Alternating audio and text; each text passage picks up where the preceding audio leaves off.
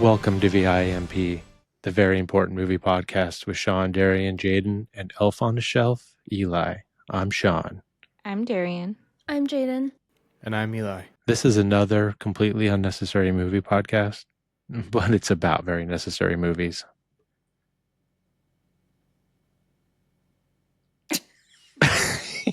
Are you okay? Yeah, that's the end. That's the end of the intro. Trying to streamline it because it's too wordy before. So, Okay, I like hello that. everyone. We're here with our dogs. Everybody has several dogs with them. I've got 4 or 5 dogs here with me. What's up, dogs? Dog. I have 3. How many do you have, Darian? 2? 2 dogs? You I have guys remember 12. that? Do you guys remember that drink, that alcoholic beverage, 2 dogs? No, it was probably a child when you were drinking that. I never did drink it. You actually, no, you were, Jaiden wasn't born yet. I think it went out of business. It was like Mike's Hard Lemonade before Mike's Hard Lemonade. It was I called knew all Chew. about that when I was 6. Hell yeah. Did you drink some? Hell yeah. Is that how you knew about it? That's how I got so cool. I think it just ruined your brain and you think you're cool. I think it gave you toddler alcohol syndrome. How's everybody been? It's been a while since we recorded. I feel like I've driven across the country about 45 times. How long has it been? I don't have no idea. It has not been that long. Has it even been a week? We just haven't done like 2 over the course of 5 days. Has it not been even It's been a a week? week and a half. It's been a week and a half. Yeah, it was last Wednesday, I'm pretty sure. Okay, might be. Yeah, I think I have driven That's across the on country me. twice. Back there and back again. We had A a Hobbit story. break. Got on a Hobbiton journey since the last time we recorded. So we did record Sunday and then Wednesday. We were doing like every few days there for a minute. Yeah. Were we? Good. That's We good. were.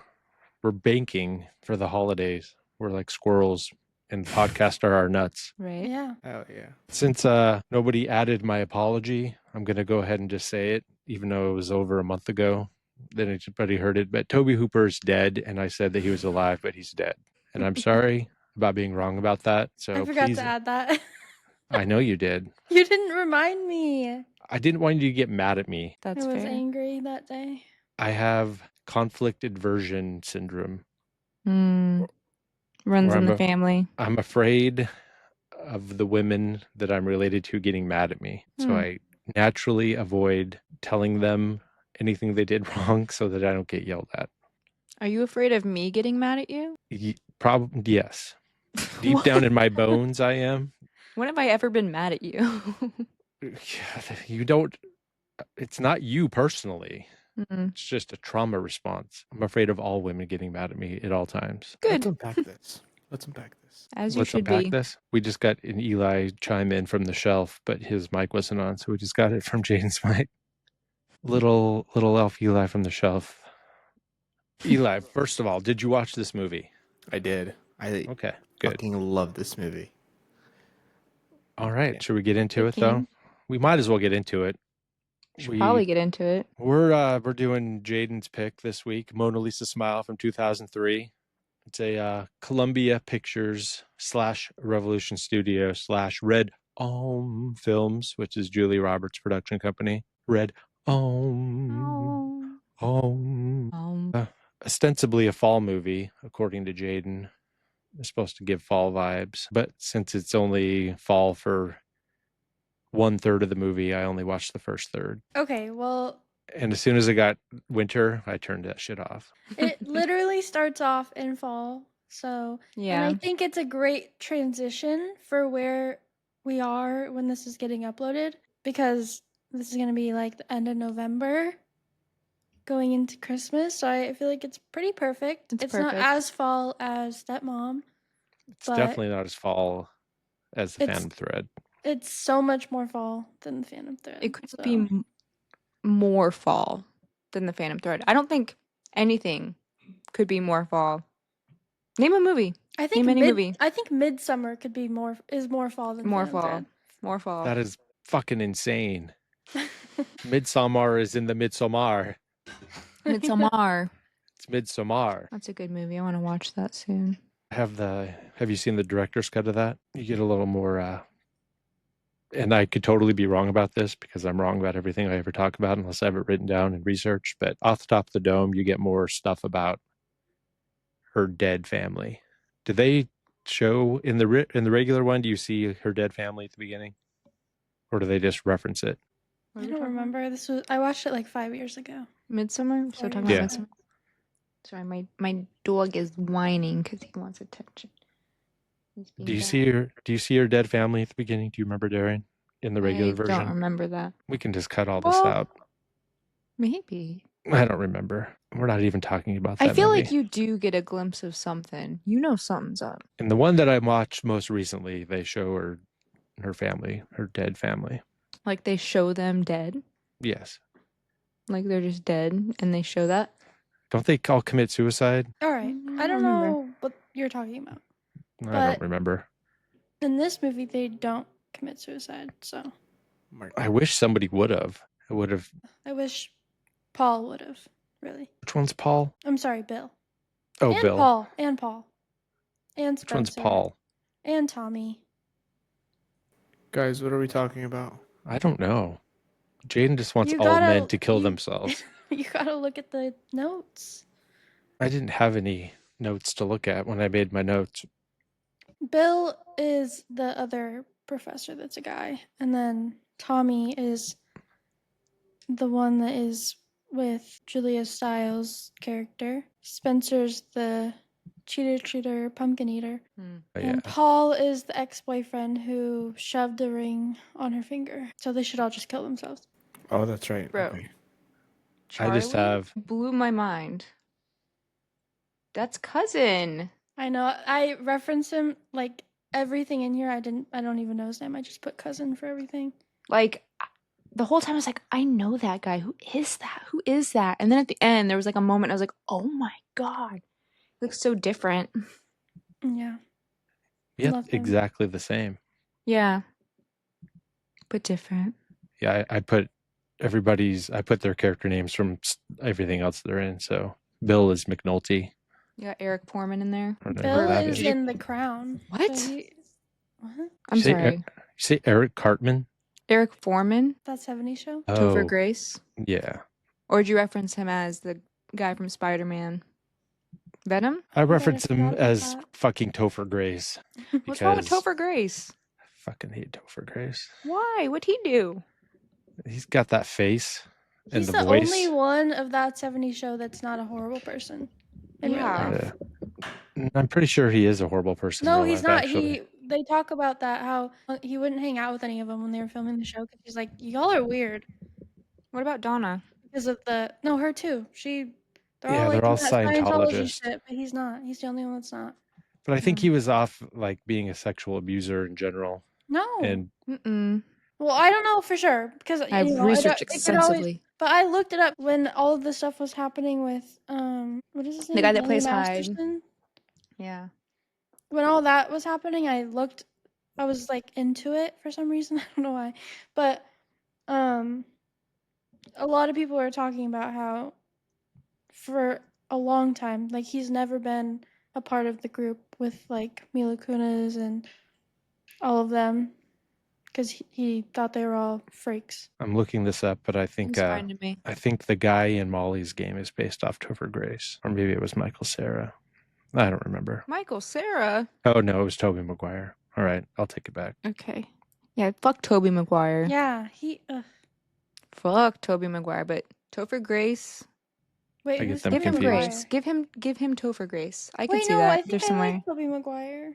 No, Tobey Maguire's an asshole. So I've heard. Wait, no, who's Tobey Maguire? Oh no, you're He's right. Spider-Man. I hate him. Yeah. The 180 is crazy. Who were you thinking? I thought I was getting him and Andrew Garfield mixed up, and I was like, I Mm, the love other Andrew Spider-Man. Garfield. Yes, and so I was like, no, but yeah, I hate 2 him. out of 3 Spider-Mans are good. Him and Jake Gyllenhaal are the same person to me, and I don't like either of them. No, I like Jake Gyllenhaal. Interesting. I don't like. Jake You just don't like his face. No, You I don't don't have like any him. reason to not like him. No, I don't like him. Why though? He's just an asshole. He also, I told you about this, I think last episode, about the Taylor Swift thing. I don't even like Taylor Swift, That's but right. you know, Her new album is I haven't listened to a single song. Garbage. crazy. It's so bad. The lyrics are so Garbage. cringy. We're all gonna get like a hit put on us. You always say that I'm a millennial. Taylor Swift is the biggest millennial. True. No, Of all everybody hates her new album. Everybody thinks it's a piece of shit. So if the Taylor stands are coming after people who are talking shit about it, then they're gonna have to kill a lot of people. Also, a lot of the songs sound like other songs. I saw that. I kind of saw it, and then I was at work, and one of the songs came on, and I was like, oh, this is that new Taylor Swift song, and it was playing for a bit. I'm like, wait, this is the Jonas Brothers, but they sound exactly the same. She needs to get Jack Antonoff and the guys from the National back. But anyway, don't put this in the pod. Oh, 'cause it's it definitely canceled going. so quick. Nobody cares. A Nobody in lot the of people world care. cares. A lot. But so many people don't care. She's lost her luster. Only the diehards are A lot of sticking up for her. diehards. But what I'm saying is there's so many people who are talking shit about it that they're going to have to kill a lot of people. We're way down on the totem pole. I think they're willing. Our 5 listeners are probably not any of the people. That we are so thankful for. Thank you for being here. Yes, thank you for listening. We can punch Taylor Swift in the face, metaphorically, all we want, because she's a billionaire. Not a threat, though. This is not a threat. That's why I said metaphorically. You guys ever been on a train? Have you ever taken a train from California to Massachusetts before? Because that's what Julia Roberts is doing as Catherine in this movie that is not a real story or a true story, which is shocking to me. And I will explain that at the end. It did Okay. take place in a real college, though. And No. they got backlash because a lot of the people that went to that college during that time said that it was very inaccurate and they didn't even wear clothes like that. They wore jeans and they were very progressive, apparently. So they were very angry. They were probably angry because they said, we weren't this goddamn boring. We were cool and did cool shit. And you didn't want to kill us every 5 minutes. That too.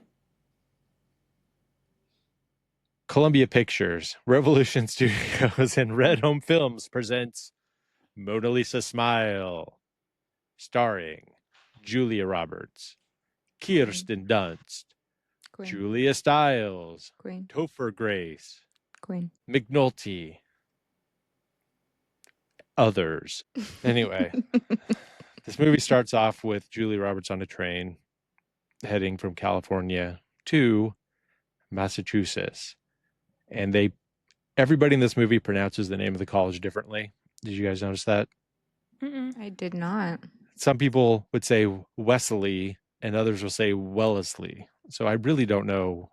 I mean, I would imagine it's Wellesley, but nobody else in the movie knew how to pronounce it either or gave a shit about that. So I'm not going to worry about it either. But that's where she's headed. And she gets off the train after we hear Kirsten Dunst's character, which we don't know that yet, narrating and typing the same time. And you think you kind of get the idea that this was based on a novel and you're kind of getting the novel of her life being read, but we do learn later that that's not the case. But that's what they're kind of, what's the word, foreshadowing or trying to give you the idea of. They were hearing like some great tome about a great woman and that it's a true story is what you kind of get the vibes. At least I did anyway. But she gets off that train and it's full fall. We're in the throes of fall in Massachusetts at Wesley University College. You say And Massachusetts. Massachusetts? I can't talk anymore. I've gotten 3 hours of sleep in the last 48 hours, so I'm going to be a little weird on this one. Also, it's fall 1953, to be specific. Oh, yeah, it is 1953. Right in the middle of McCarthyism, which is pretty much the allegory that this entire movie is about. But the first thing she does, she gets off the train, she goes, "Where's the bus?" And then she's immediately wearing fancy school robes and clothes, and she's at the orientation for the first day of school. And then we see Bill / McNulty from The Wire, which you guys have never seen, but you should watch it because he's really good in that. I've heard The Wire's very good. He's the main guy. If there's a main guy, he's the main guy of The Wire. But we see him. He walks up to another. Is it a student or professor? I'm not sure. But he's basically giving Julia Roberts the, who's that? Oh, who's that? And then, we basically learn that he wants to fuck Catherine from the first, second scene of the movie. But Jaiden, you're right. This is some fall. We get fall right now. So right now we're on theme. Doesn't last long, but right now we are on theme. Oh my God. Okay, every movie mostly is going to be multiple seasons.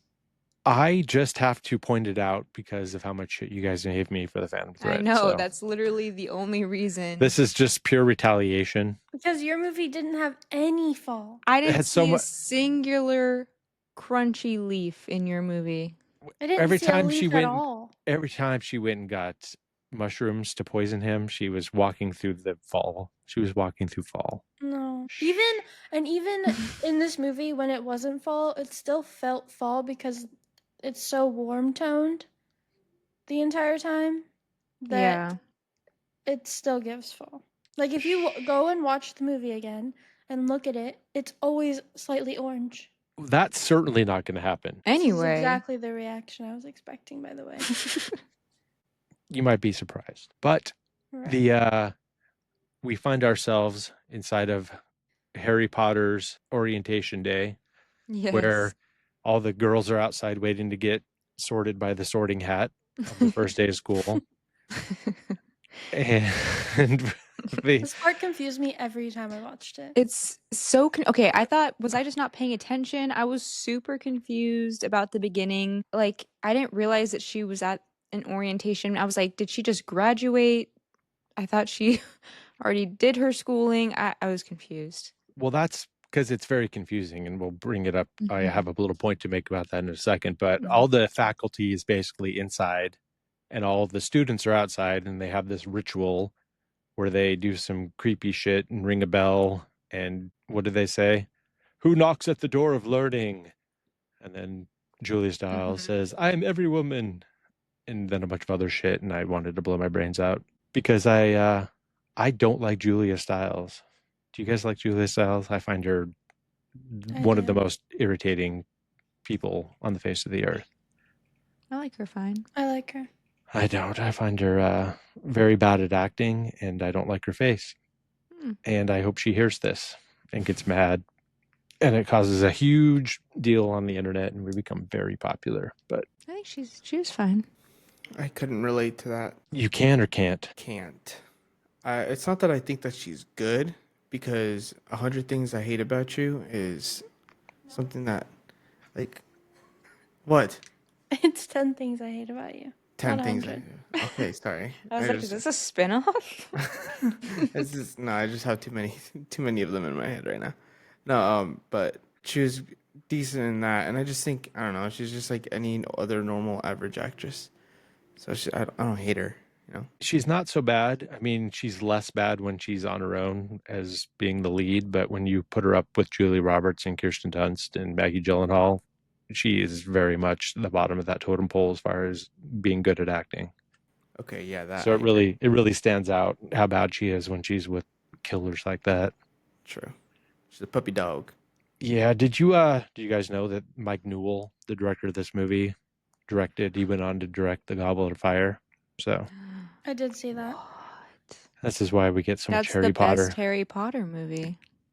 That's wrong. I disagree. But What? The third one is the best. it's Prisoner of Azkaban's the best one. You're crazy. No. Yeah. No. Everybody in the world, 99. If you're in a group of 100 people, you're the only one who's going to think Goblet of Fire is the best one. No. Hayden also thinks it's the best one, and He's not in the group of 100 people. He is the biggest Harry Potter fan I know. He watches that movie every other fucking day. Like, Well, you're both literally. wrong. He watches Goblet of Fire every fucking day, or He watches them through. Like, every other day.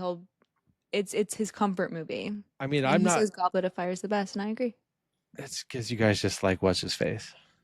Who? Robert Pattinson? Yeah. No. It's because it's fun.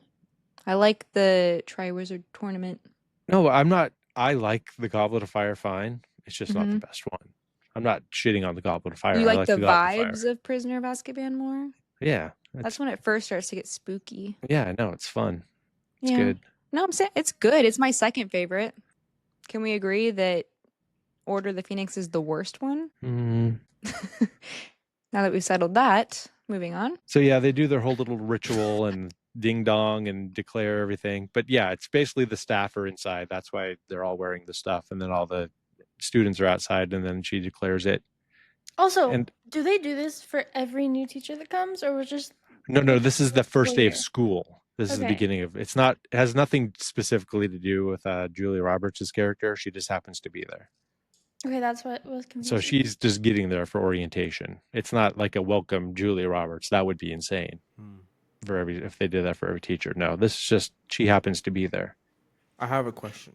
Sure. Like this little thing that they just did where like they knock or whatever, and it's all like, I don't know. I felt powerful when that happened, you know. But anyways, do they do that actually at like universities? Like, do they actually like do something similar to that? They didn't do that at ASU. I would assume that they do it at this college and it's based off of a real thing. I don't know if that's word for word what they do or if they still do it, but I'm going to take the movie at its face value that they're basing it off something real and not just making it up whole cloth.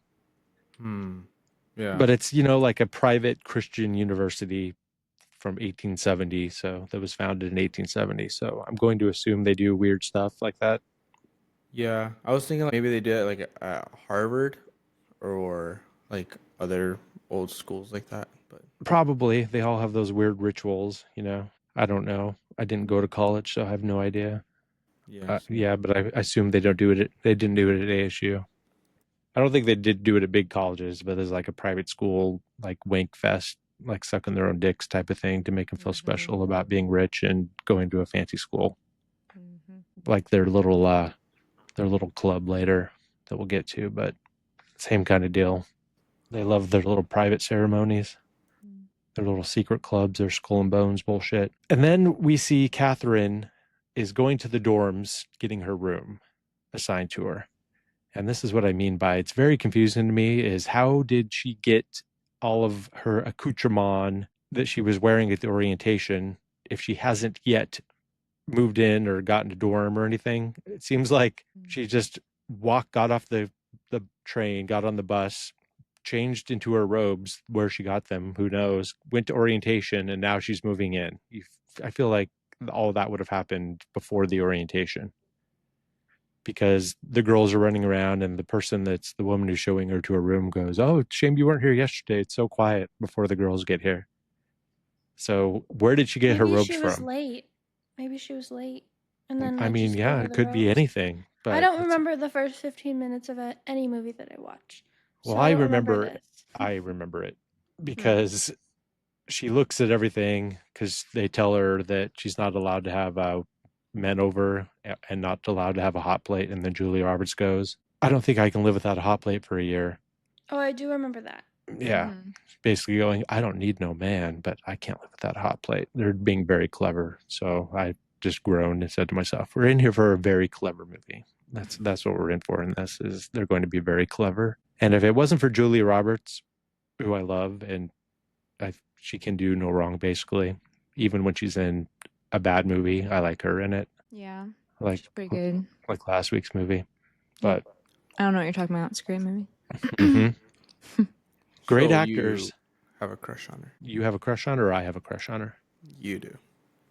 Be honest. Hayden said that was his childhood celebrity crush. Yeah, she's right up there. Yeah, I like her a lot. I don't know if it's a crush, but she's old. She's too old for me. She's pretty old now. I just saw a trailer of her in some movie, and I was like, oh, she's looking. It's the new Luca Guadagnino movie, which is getting shit all over. Really? With her in it. Yeah. I just listened to a podcast about it earlier today, and apparently it's not very good. Yeah, it didn't look very good, but I was like, but she's in it. Maybe that's her thing. She's just in bad movies. Yeah, that was so she can shine. The basic gist of it was, as normal, Julia Roberts is crushing it and it's great, but the movie itself is a piece of shit. What movie do you like her in? What good movie do I like her in? Because I like her in every movie. Okay, well, what good movie do you like her in? I like her in Ocean's 11, Ocean's 12, Ocean's I don't 13. like any of the Ocean's movies, to be honest. I like her in Pretty Woman. Pretty Woman's good. I like her in Erin Brockovich. I like her in The Pelican Brief. Those are just off the top of my head. She's been in a lot of movies. Have you seen Mystic Pizza? I haven't seen that. I've been meaning to watch that. The one that just came out on Netflix a couple years ago, where it's like the end of the world. I can't think I of the name of hated it. that movie. Oh I my love God. that movie. I thought it was so good. fucking hated that movie. Just because I think we talked about this. We did.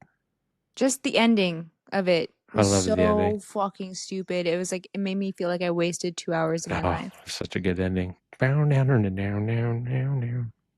Yeah, that's right. Oh, I'm pissed off all over again. That's crazy. It was so good. She's also in Steel Magnolias, which I really liked as well. I don't think I've seen. Have I? What happens in that? It's been a while. It's been a while for me as well, but I just know it's like a family, and it has Dolly Parton in it. No, I haven't seen that one. I really liked her in Charlotte's Web. I haven't seen that either. I've read the book. I think I've seen the cartoon. Charlotte's Web makes me cry. She's also in Notting Hill, which I haven't seen, but I really want to see. She's in Hook. She's not in Hook, is she? Yeah, she is. Isn't that Gina Davis? It says Hook right here. Oh, no, she's Tinkerbell. You're right. Oh, yeah. And I'm thinking of the other one with Gina Davis, the other pirate movie, Cutthroat Island. So she decides to bail and not move into the dorms. And she goes to which is why I don't understand why she didn't go here in the first place, to the staff housing. Yeah. That would have made more sense. Yeah, why was she? I didn't notice that. Only you would notice that, but. Yeah, right. she didn't want to have all the kids running around her. She wanted some privacy, I take. So, but why that needed to be in there at all, I don't understand. But she goes and moves into a house with a couple other women in it. And what are their names? Someone tell me. Joanne and I'm just kidding. I actually don't know. Oh wait, Joanne is actually someone in here. The two other faculty members, the teachers. Nancy and Amanda. Nancy. Yes, Nancy and Amanda. And Amanda immediately gave great vibes. Nancy gave bad vibes. I agree. You can tell that no, wait. I think you have them messed up, right? No, Amanda is the blonde one. Amanda's the one that gets fired. Oh, you're right. Nancy's the one that teaches poise. Yeah, Marcia Gay Harden loves that show that I can't remember the name of. I Love Lucy. No, she doesn't like I Love Lucy because she's a communist. She likes what is it?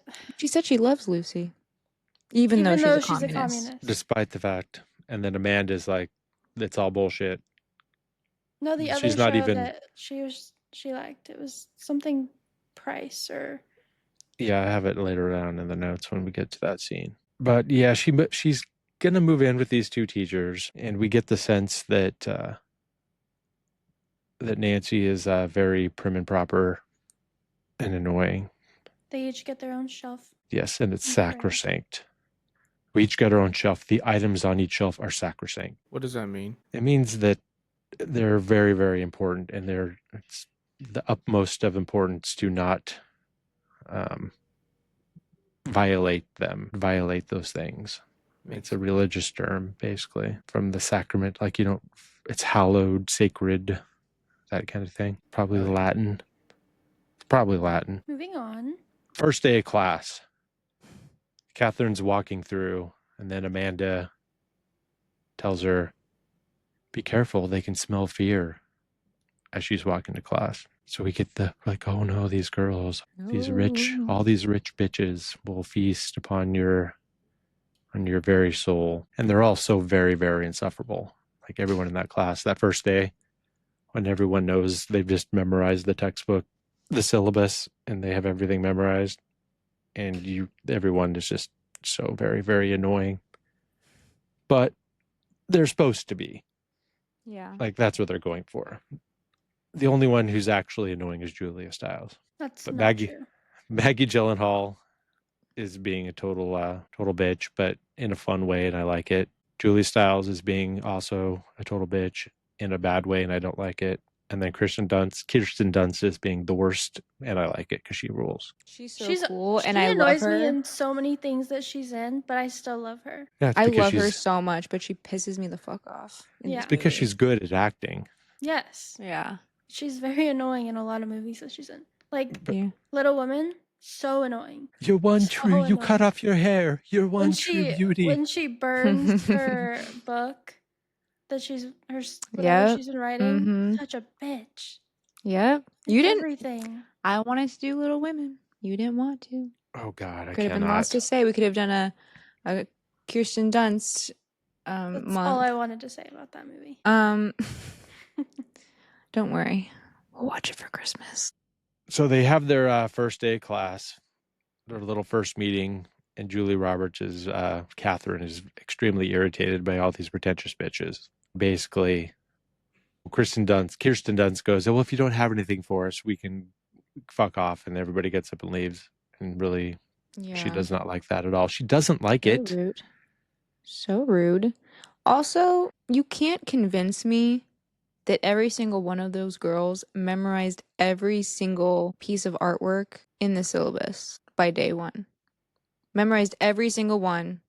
Every single. I think they spent the whole artist. entire summer memorizing it because they have nothing better to do, That's just crazy. and that's what's expected of them. All of those paintings on day one. I mean, that's just day one. There's a whole semester of paintings. You tell me they have them all memorized? No, Every it's artist, ridiculous. every year? I agree with you There's that it's no completely way. ridiculous. There's I so get much what they're about this movie. I get the point that they're trying to make, that that's all they got going for them, is that they can just sit there and memorize because they've got nothing better to do or whatever. But that's not even true. They got tons of shit to do. I know they It's went not too even their far. major. I know. Yeah, just a that's random one class. class. Like, there's no way. Th- But it- they anyway. it's overboard and unbelievable. Yeah, I would have walked out if I was her. I've been like, okay, I cool. would have rage quit. I don't have Also, anything to do here then. I am so glad that I was born in the 90s. Why? This movie just made me so thankful that I was born in the 90s and not the fucking Oh. 30s. Did you ask her about it? No. She has to go to a meeting with the administration. Is that the end of the first day of class, or is that the second day where she goes, or are we supposed to believe there's been like a mini time jump, or is this literally the first day? Like the end of the first day, they go and like ream her ass. Is that what's happening? Because there was that dude in the class watching, and he gives her that look and walks out after all the kids walk away. So is she already getting pulled in by the admin to get yelled at after her very first day? Yeah, I think so.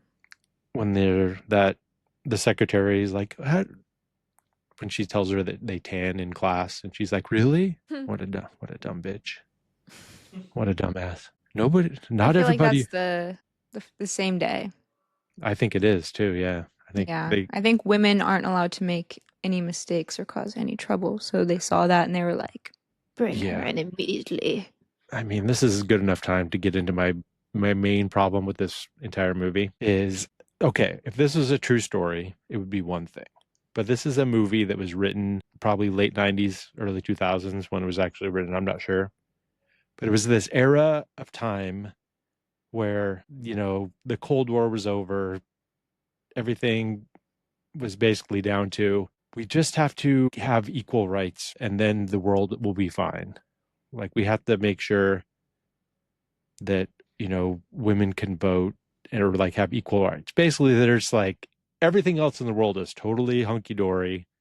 As long as we have equal rights between women and men, the whole world's great. And they're putting it out there as if everything in what they show in this movie would have been fixed, then everything would be fine. And that these people who've fought this are heroes. But really, they're just creating a whole bunch of Elizabeth Warrens and Hillary Clintons is what's being created here. It's just elite people, elite women who go on to do some of the worst shit in the history of the world. And because they're women, it's good. And I don't like, and I mean, I know it's a true story, but the makers of this movie believe that to be true. And it drives me crazy watching shit like this. Do you know what I'm saying? Does that make sense, or am I talking out of my ass? Jaiden? I mean, I don't think you can go into assuming that they're going to come out like Hillary Clinton and say you hate this movie because of that. Oh, I don't hate this movie. In Well, fact, you just said you hate movies like you hate things like this or whatever. You I insinuated that. that's true. I did. I hate I dislike the idea of any sort of like media book, anything that puts it out as if solving these types of problems and just fixes the whole world, because that they don't identify basically that they're like ignore class politics and only focus on identity politics. And I know that sounds very right wing of me, but that's not the from the angle I'm coming from. We kind of did. I mean, the world did for the most part make everything much better as far as, equality from the 50s until 2000. But now, since they didn't fix anything else and didn't worry about anything else, we are where we are now, which is, I would say, probably worse off than it was in 1953 as far as equality goes. Like we're on the downturn. And Well, it's yeah, we're because, on the downturn, but I don't think it's as bad as it was. The only thing that like makes me not like the movie as much is yes, that they're all rich. Well, they never specifically say that, but I mean, oh, it's they certainly implied. do. Well, Betty's character, yeah, but the other ones they don't really talk about it as much, I feel. And that, and then also that everybody in this movie is fucking white. Every single person. Oh, yeah, this is the whitest movie ever made ever in the history of Yeah, time. There's that's literally 100% white people. that's another thing. But False. okay. There's like a couple background characters that Eli claims to have seen that were not I white. was looking for him. I didn't see any, but I might have missed him. I saw some. Okay. I But was like, these people are so rich, their slaves are white. that almost makes it worse though, because like if they were gonna go based off of like if their excuse was okay, well in the 50s, I don't know, maybe this was a segregated school or something. I'm not sure. Which I don't know if they had segregation wherever the school was. I have no idea. I didn't They look it up. didn't. They was So just de facto segregated. They didn't even right. have to bother segregating it. It Yeah, so was. it makes it worse that the school was not segregated. Obviously, there was other races in the background, but none of them were main characters. That almost makes it worse. None of the students or faculty were anybody but white. The only place that I would have thought Eli was it the people working at one of the parties. Is that who was not white that you saw? No, I feel like I saw some students. I didn't I pay no attention. I way. didn't see it. I mean, I'm Or I'm certain to be corrected, and I will accept my correction being wrong, but I didn't see any, and I was looking out for that too. But or regardless, teachers. every single main character was white. So it's purely white feminism, which is a problem. But I still liked the idea of the movie and I related to some things in the movie, obviously. But Yeah, there's I'm not definitely against flaws. like if whenever these are true stories and it's based on, real shit that was really happening. So I get that. But if it would have been like a book, if not a true story, but just a book written, maybe in the 50s or even in the 60s, and but it's made in the 2000s. So it seems very much coming from the point of view back in the 2000s, which you guys don't remember, of like, hey, we fixed it. All these problems, they're fixed. Here's a look at how we did it back in the 50s and the women who fixed everything and fought against the system. And now the world is perfect. It's 2003 and everything in America is wonderful. We have women in Congress and women judges on the Supreme Court, and everything is great. Abortion is legal. Everything is great. We fixed everything. And it's not, and it wasn't then, and that wasn't necessarily the problem. I mean, these are all valid things that needed to be fixed, of course. But in 2003, they're coming at it from the point of view of, hey, it's done. We've mission accomplished. And that's what annoys me about shit that's a period piece written in the 2000s from the point of view of, hey, look at us. I'm Julia Roberts and I'm super successful and I wouldn't have been able to do this and have my own production company make this movie back in 1953. And look how far we've come and mission accomplished. We did it.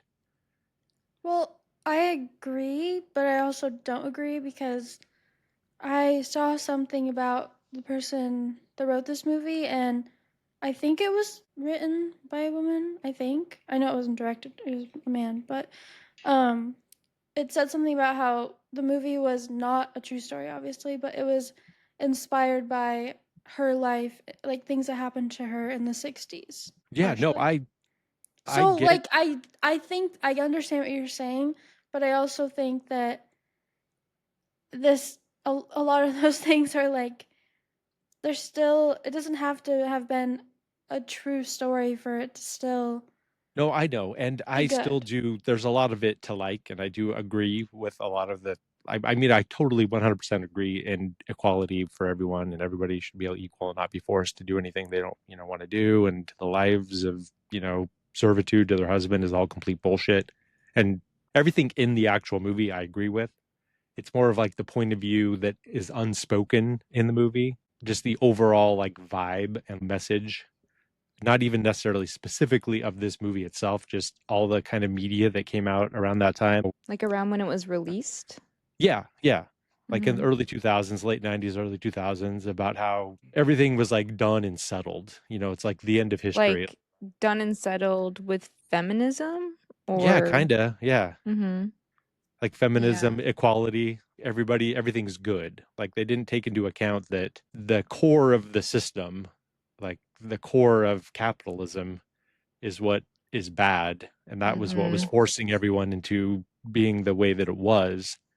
And as long as the people who were in charge of everything were in agreement that these things shouldn't be like that, then everything would be fine.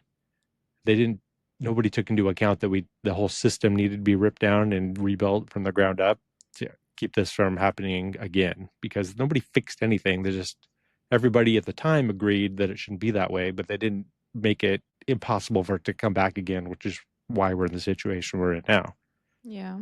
and didn't go any step further than that. Yeah, I agree with that.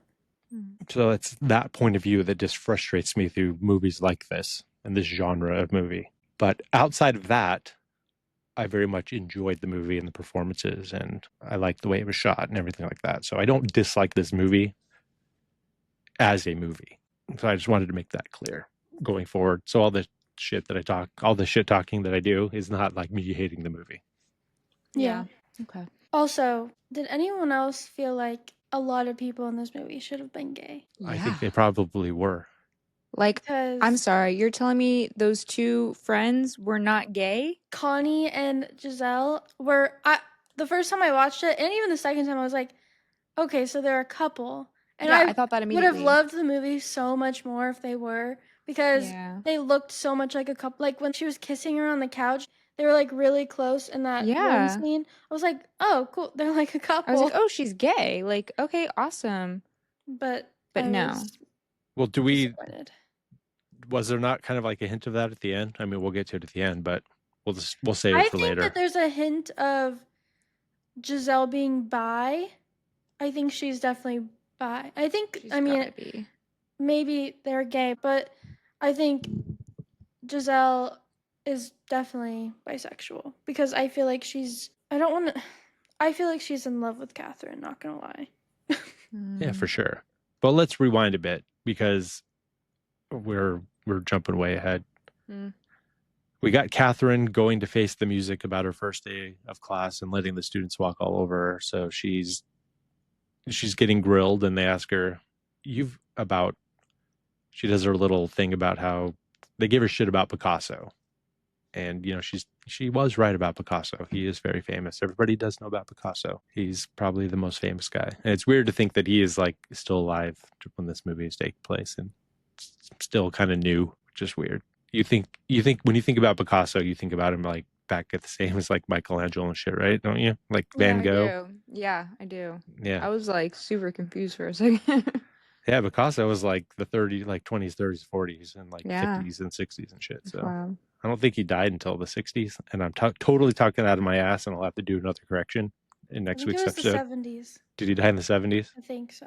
Yeah, he was pretty contemporary, especially like he wasn't even like, he was very subversive at this time, and people thought he sucked, which is funny. And they ask her if she's you know, when you're in the Sistine Chapel, isn't it awesome? And she goes, I've never even been to Europe. And they're completely aghast about how Yeah. their art teacher has never even been to Europe, Mm-hmm. which I thought was pretty funny. And she starts, oh yeah, she goes home and she's totally losing her shit. And Julie Roberts is the best, so good at cry face. She has the best cry face in the business, I think. About to cry. Her and Andrew Scott are they're the king and queen of about to cry face. Mm. And she calls Paul, John Slattery, aka Roger Sterling. You guys haven't watched Mad Men yet either, have you? Mm-mm. You I've guys watched should. bits and pieces. You should definitely watch. If you like this, you should definitely watch Mad Men. It's basically this is. Mad I've Men wanted would. to, but you know. You got to watch Vampire Diaries over again. No, I'm talking about you know who in that show who I can't stand. John Hamm. Oh, Oh, I don't even know Elizabeth her Moss. name. I don't want to talk about it. But the thing about her in Mad Men is that she's supposed to suck. Wait, why don't you want to talk about it? Because I just hate her. She hates Elizabeth Moss. Oh, And why? I also She gives me the creeps. yeah, but she's supposed to give you the creeps in Mad Men. Like that's kind of the idea of her character. So it works She's in that on the movie. same level as Jake Gyllenhaal for me. Those two are just. I get what you're saying about Elizabeth Moss, but I love Jake Gyllenhaal. So. Oh, yeah. I remember talking about this. Yeah, there's something about her face. Yeah. I don't know. And it makes me feel bad when I'm watching The Handmaid's Tale. But... Yeah. Sorry, go ahead. I said I get told I look like January Jones a lot. You do. You have the vibes of January Jones. Congratulations. You're welcome. Who's your favorite character in this movie? Mine's Connie. I love Connie. Baby. I love Connie so much. I love the actress so much. I've always loved her, and I don't know why, but yeah, Connie's my favorite too. She's great. Mm-hmm. I have some stuff sweet. to say about her later when we get to a certain part of the movie with her in it. But this is where we find out that Amanda's a lesbian. Julie Roberts calls Roger Sterling and yada yada yada. And then it's that's when we get the Lucy is a communist scene. Wait, no, we gotta talk about her talking to Paul and him being a complete asshole. You thought he was being an asshole? I thought he was being pretty supportive. No, he literally said, as soon as she said anything, he said, "I hate to say I told you so." Like, fuck off. I thought he was joking around. No, dude, you think a guy who, fast forward, shoves a ring on her finger and proclaims himself to be her fiance would not be saying it in a shitty way? He was definitely saying it in a shitty way, like, yeah, I told you so, you fucking idiot. You shouldn't have gone. Because he obviously didn't want her to go. I didn't think it was that bad. I think later, it was a subtle jab, for sure. Yeah, I don't think he wanted her to go, but I don't think he thought that she would be bad at doing the job. I think he was a jab. No, but I don't think that that's what he was insinuating, and that's not why I think he's an asshole. I think just saying that to somebody who's obviously upset is just an asshole thing to say. Yeah. I kind of took it as him trying to cheer her up. Yeah, because you're the type of person that would say that. That's true. So real. That's true. You saying that was him trying to cheer her up, that is so something you would say. Yeah. Guilty as charged. I accept that. And I won't defend it anymore. I'm a piece of shit. I'm sorry. So yes, he's an asshole. I'm a piece of shit. And Lucy is not a communist, and her hair's not even red. That's fake too. Damn. Her companion died in May. We have a lesbian alert. Which you know, it's not progressive for 2003, but it is progressive for 1953. That she would be cool with that. Yeah. Which is, you know, kind of interesting, which is true. It's another things that I've read that everything was getting much more progressive from the 20s up through the 30s and through World War II. Things were getting a lot more progressive, and then everything sort of like the same cycle that we're in now, where everything got more progressive leading up to the swing back during COVID, leading up to Trump getting elected again. Mm-hmm. where everything started swinging back to the right.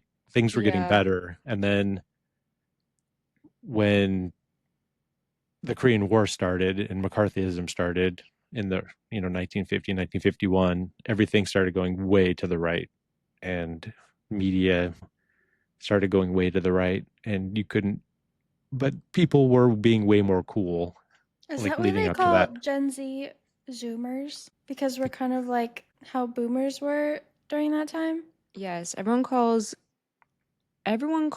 Gen Z Zoomers because y'all are coded kind of the same, but Gen Z's better. For now. Yeah, the boomers were just little kids. Like these What girls. was the generation that was like hippies and That's boomers, but that wasn't. So that was later? that's the hippies were the late 60s, like starting from like Mhm. the early mid 60s up through the late 60s. Okay, well, like, okay, sorry. Forrest Gump. What time period is that? Forrest Gump was a 70s? little kid in like 1955, like when he's a little Mhm. kid, because Elvis stays at his house and he teaches Elvis how to dance. And that was before Elvis got popular. So Mhm. it was like he was a little kid right during this time. So by the time Forrest Gump was old, that was during Vietnam, because he went to Vietnam. Mhm. Right, so So that's boomers. Forrest Gump's a boomer, yes, but he's a So, little kid during this time period. right, but boomers were kind of like the revolutionary, like, at that Yeah. time. The reason why boomers are called boomers is because they're the kids of the dudes that came back from World War II, and there was a huge baby boom. Like everybody that Mhm. came back from World War II, they got good jobs because they went to college from the GI Bill, and they started, buying houses and moving into suburbia and having a bunch of kids. So there was a baby boom post World War II. Baby And so boomers. they're baby boomers. That's where that name's derived from. Yeah. So it's the kids of the people who fought in World War II. So these people, all the kids in this movie are, I believe it's called the silent generation, because they're Yeah. not the ones who fought in World War II, but they were born before World War II started. Mhm. So they're the generation between the greatest generation and the baby boomers. The whole time during this movie, I felt like I was just watching a bunch of grandmas before their grandmas, which is exactly what was happening. Taking grandma school. But like, you know what I mean? Like they're so grandma coded. Like the house that she's staying in and everything was like floral, like everything, For real. like the bed, the walls, the pictures on the walls was like grandma flowers. Well, that was what Yeah. was in style then, Yeah, Shit. I know. And it's Also, back. Nancy is very grandma, and it was her parents' house. Mm, She said that it was her parents' house. Yeah, she yeah. grew up in that house, and then they moved and retired. I don't think Mhm. she's supposed to be as old. As I she think she's looks. supposed to be the same age as Julia Roberts, actually. Mhm. I think Marcia Gay Harden is older than Julia Roberts, or she just looks older. I don't know. But I don't think she's supposed to be inside the movie much older than Julia Roberts is, because we'll get to it later, but the guy that she implies died in the war would put her right at the same age as Julia Roberts. Yeah, I think they're around the same age. Yeah, they're I feel like if she didn't have that hairstyle, she'd look about the same age. yeah. Marcia Gay Harden just has an older looking face. Yeah. I think Amanda is older than both of them, because she's been Yeah, there for 20 something years. she looks a lot older. And then we get a little scene of Catherine going through all the student files in her bed, and she's just going, bitch. She I hate just this has bitch. access to the files, Yeah, it is weird, right? That she would just have like, hey, can I just have all the files of all the the files entire of my record, and then just students. keep them for weeks and weeks and weeks? Because there's that scene later where has all the files there, and she's like, oh, do you have my files? So she still has the files way later in the movie. So Like those students are in other classes. I know the administration is just cool with her just taking the files from Maybe they get copies. they look like the They original look like, ones. yeah. Maybe they're her own files that she made. Did they have That's copiers true. back then? They had Is that a mimeographs, I stupid think. question? I think they had the roller ones but you couldn't just make a copy. Oh, and then it's another art class, and she shocks them with a painting of meat. And we get her whole turn of where she's like, but is it any good? There's no wrong answer. Everyone's just bullying Betty the whole time. I loved that. Just being so rude to her. Because every other person, all the other girls are totally in love now with Catherine. Yeah. They get the vibe and they like it. But Betty is stuck in her ways and doesn't want anything to do with it. Dude, fuck Betty. I would. What'd you say? What? I said fuck Betty. Oh, I thought you said you would fuck Betty. I mean, I'm just kidding. Yeah. No, she just angered me the entire time. She's so like set on just being a bitch. And she was. She does. God, Kirsten Dunst does. She's so good. I love her. She's so good at making you hate her character, but she does such a good job of it. You can't get mad at her. Oh, I can. I mean, you can get mad at the character, but you can't. You don't hate Kirsten Dunst. You're like, she somehow pulls off like being charming and you hate her character at the same time. It's a very fine line that she walks, and she's really good at it. Mm-hmm. She does in the slide, she shows a picture of her mom and she goes, this is just a picture taken of my mom. And they're like, okay, cool. She's very pretty. And they go, well, what if I told you Ansel Adams took this picture? Would this make it fine art? Would it make it good? Mm-hmm. And I learned recently from my dad, and my dad's losing his mind, but evidently my grandpa, his dad, he was a really good photographer, like an amateur photographer, and he would hang out at places with Ansel Adams in California. I think you told us this. Did I tell? I think I just told that to you, Jaiden, just when you were there over the summer. I haven't heard this. Yeah, so my grandpa would be, I don't know if he was like friends with them or if he was just at the same place Ansel Adams was at, but I guess my grandpa would hang out taking pictures of shit with Ansel Adams. So that's pretty cool. Do you know who Ansel Adams is, Jaiden? I have an Ansel Adams picture above my bed. It's not an original, of course. Do you know Darian? Have you heard of him before, Darian? Do you know who it is? No. He's like the most famous landscape photographer of all time. Let me see. The reason I have the picture is because it was originally Mom gave me the picture because she found it at like a thrift store or something. It was a huge picture of Marilyn Monroe. You know, the one where she's like lifting weights. Then I took the picture out for some reason a couple years ago, and I was like, oh, kind of like this picture. And it was an Ansel Adams picture, and I just have kept it like that. I don't know what happened to the other one. He's very famous. He's probably I would say he's the most famous photographer of all time. If you had to put him on a list, he would be the top. Very cool. I'm reading my notes. Sorry. Yes, Eli, spit. With how they are going over what art is and who defines it and whatever, what do you guys think is art? Like, you look at something, you're like, hell yeah. I don't understand art. And that's one thing I took away from this movie. Because she was asking these questions, and I'm like, I have no idea what makes that good or not. Same. I'm not an art person. Like, I could not go to an art museum and stand there for as long as people stand there and look at. No, and they're just like, oh, the brush strokes and the way it flows together. And I don't get it. And not to jump ahead, but when they go later, they go to like that abandoned whatever, and the guy like pulls out that big painting. Who was it again? Jackson Pollock. I have a whole chunk that I want to say about Jackson Pollock. Sorry, but like everyone was just like, wow, like looking at it, and I'm like, that is the ugliest fucking thing I've ever seen. Like, I feel like I could do that. I know I could do that. A lot of art that's like good.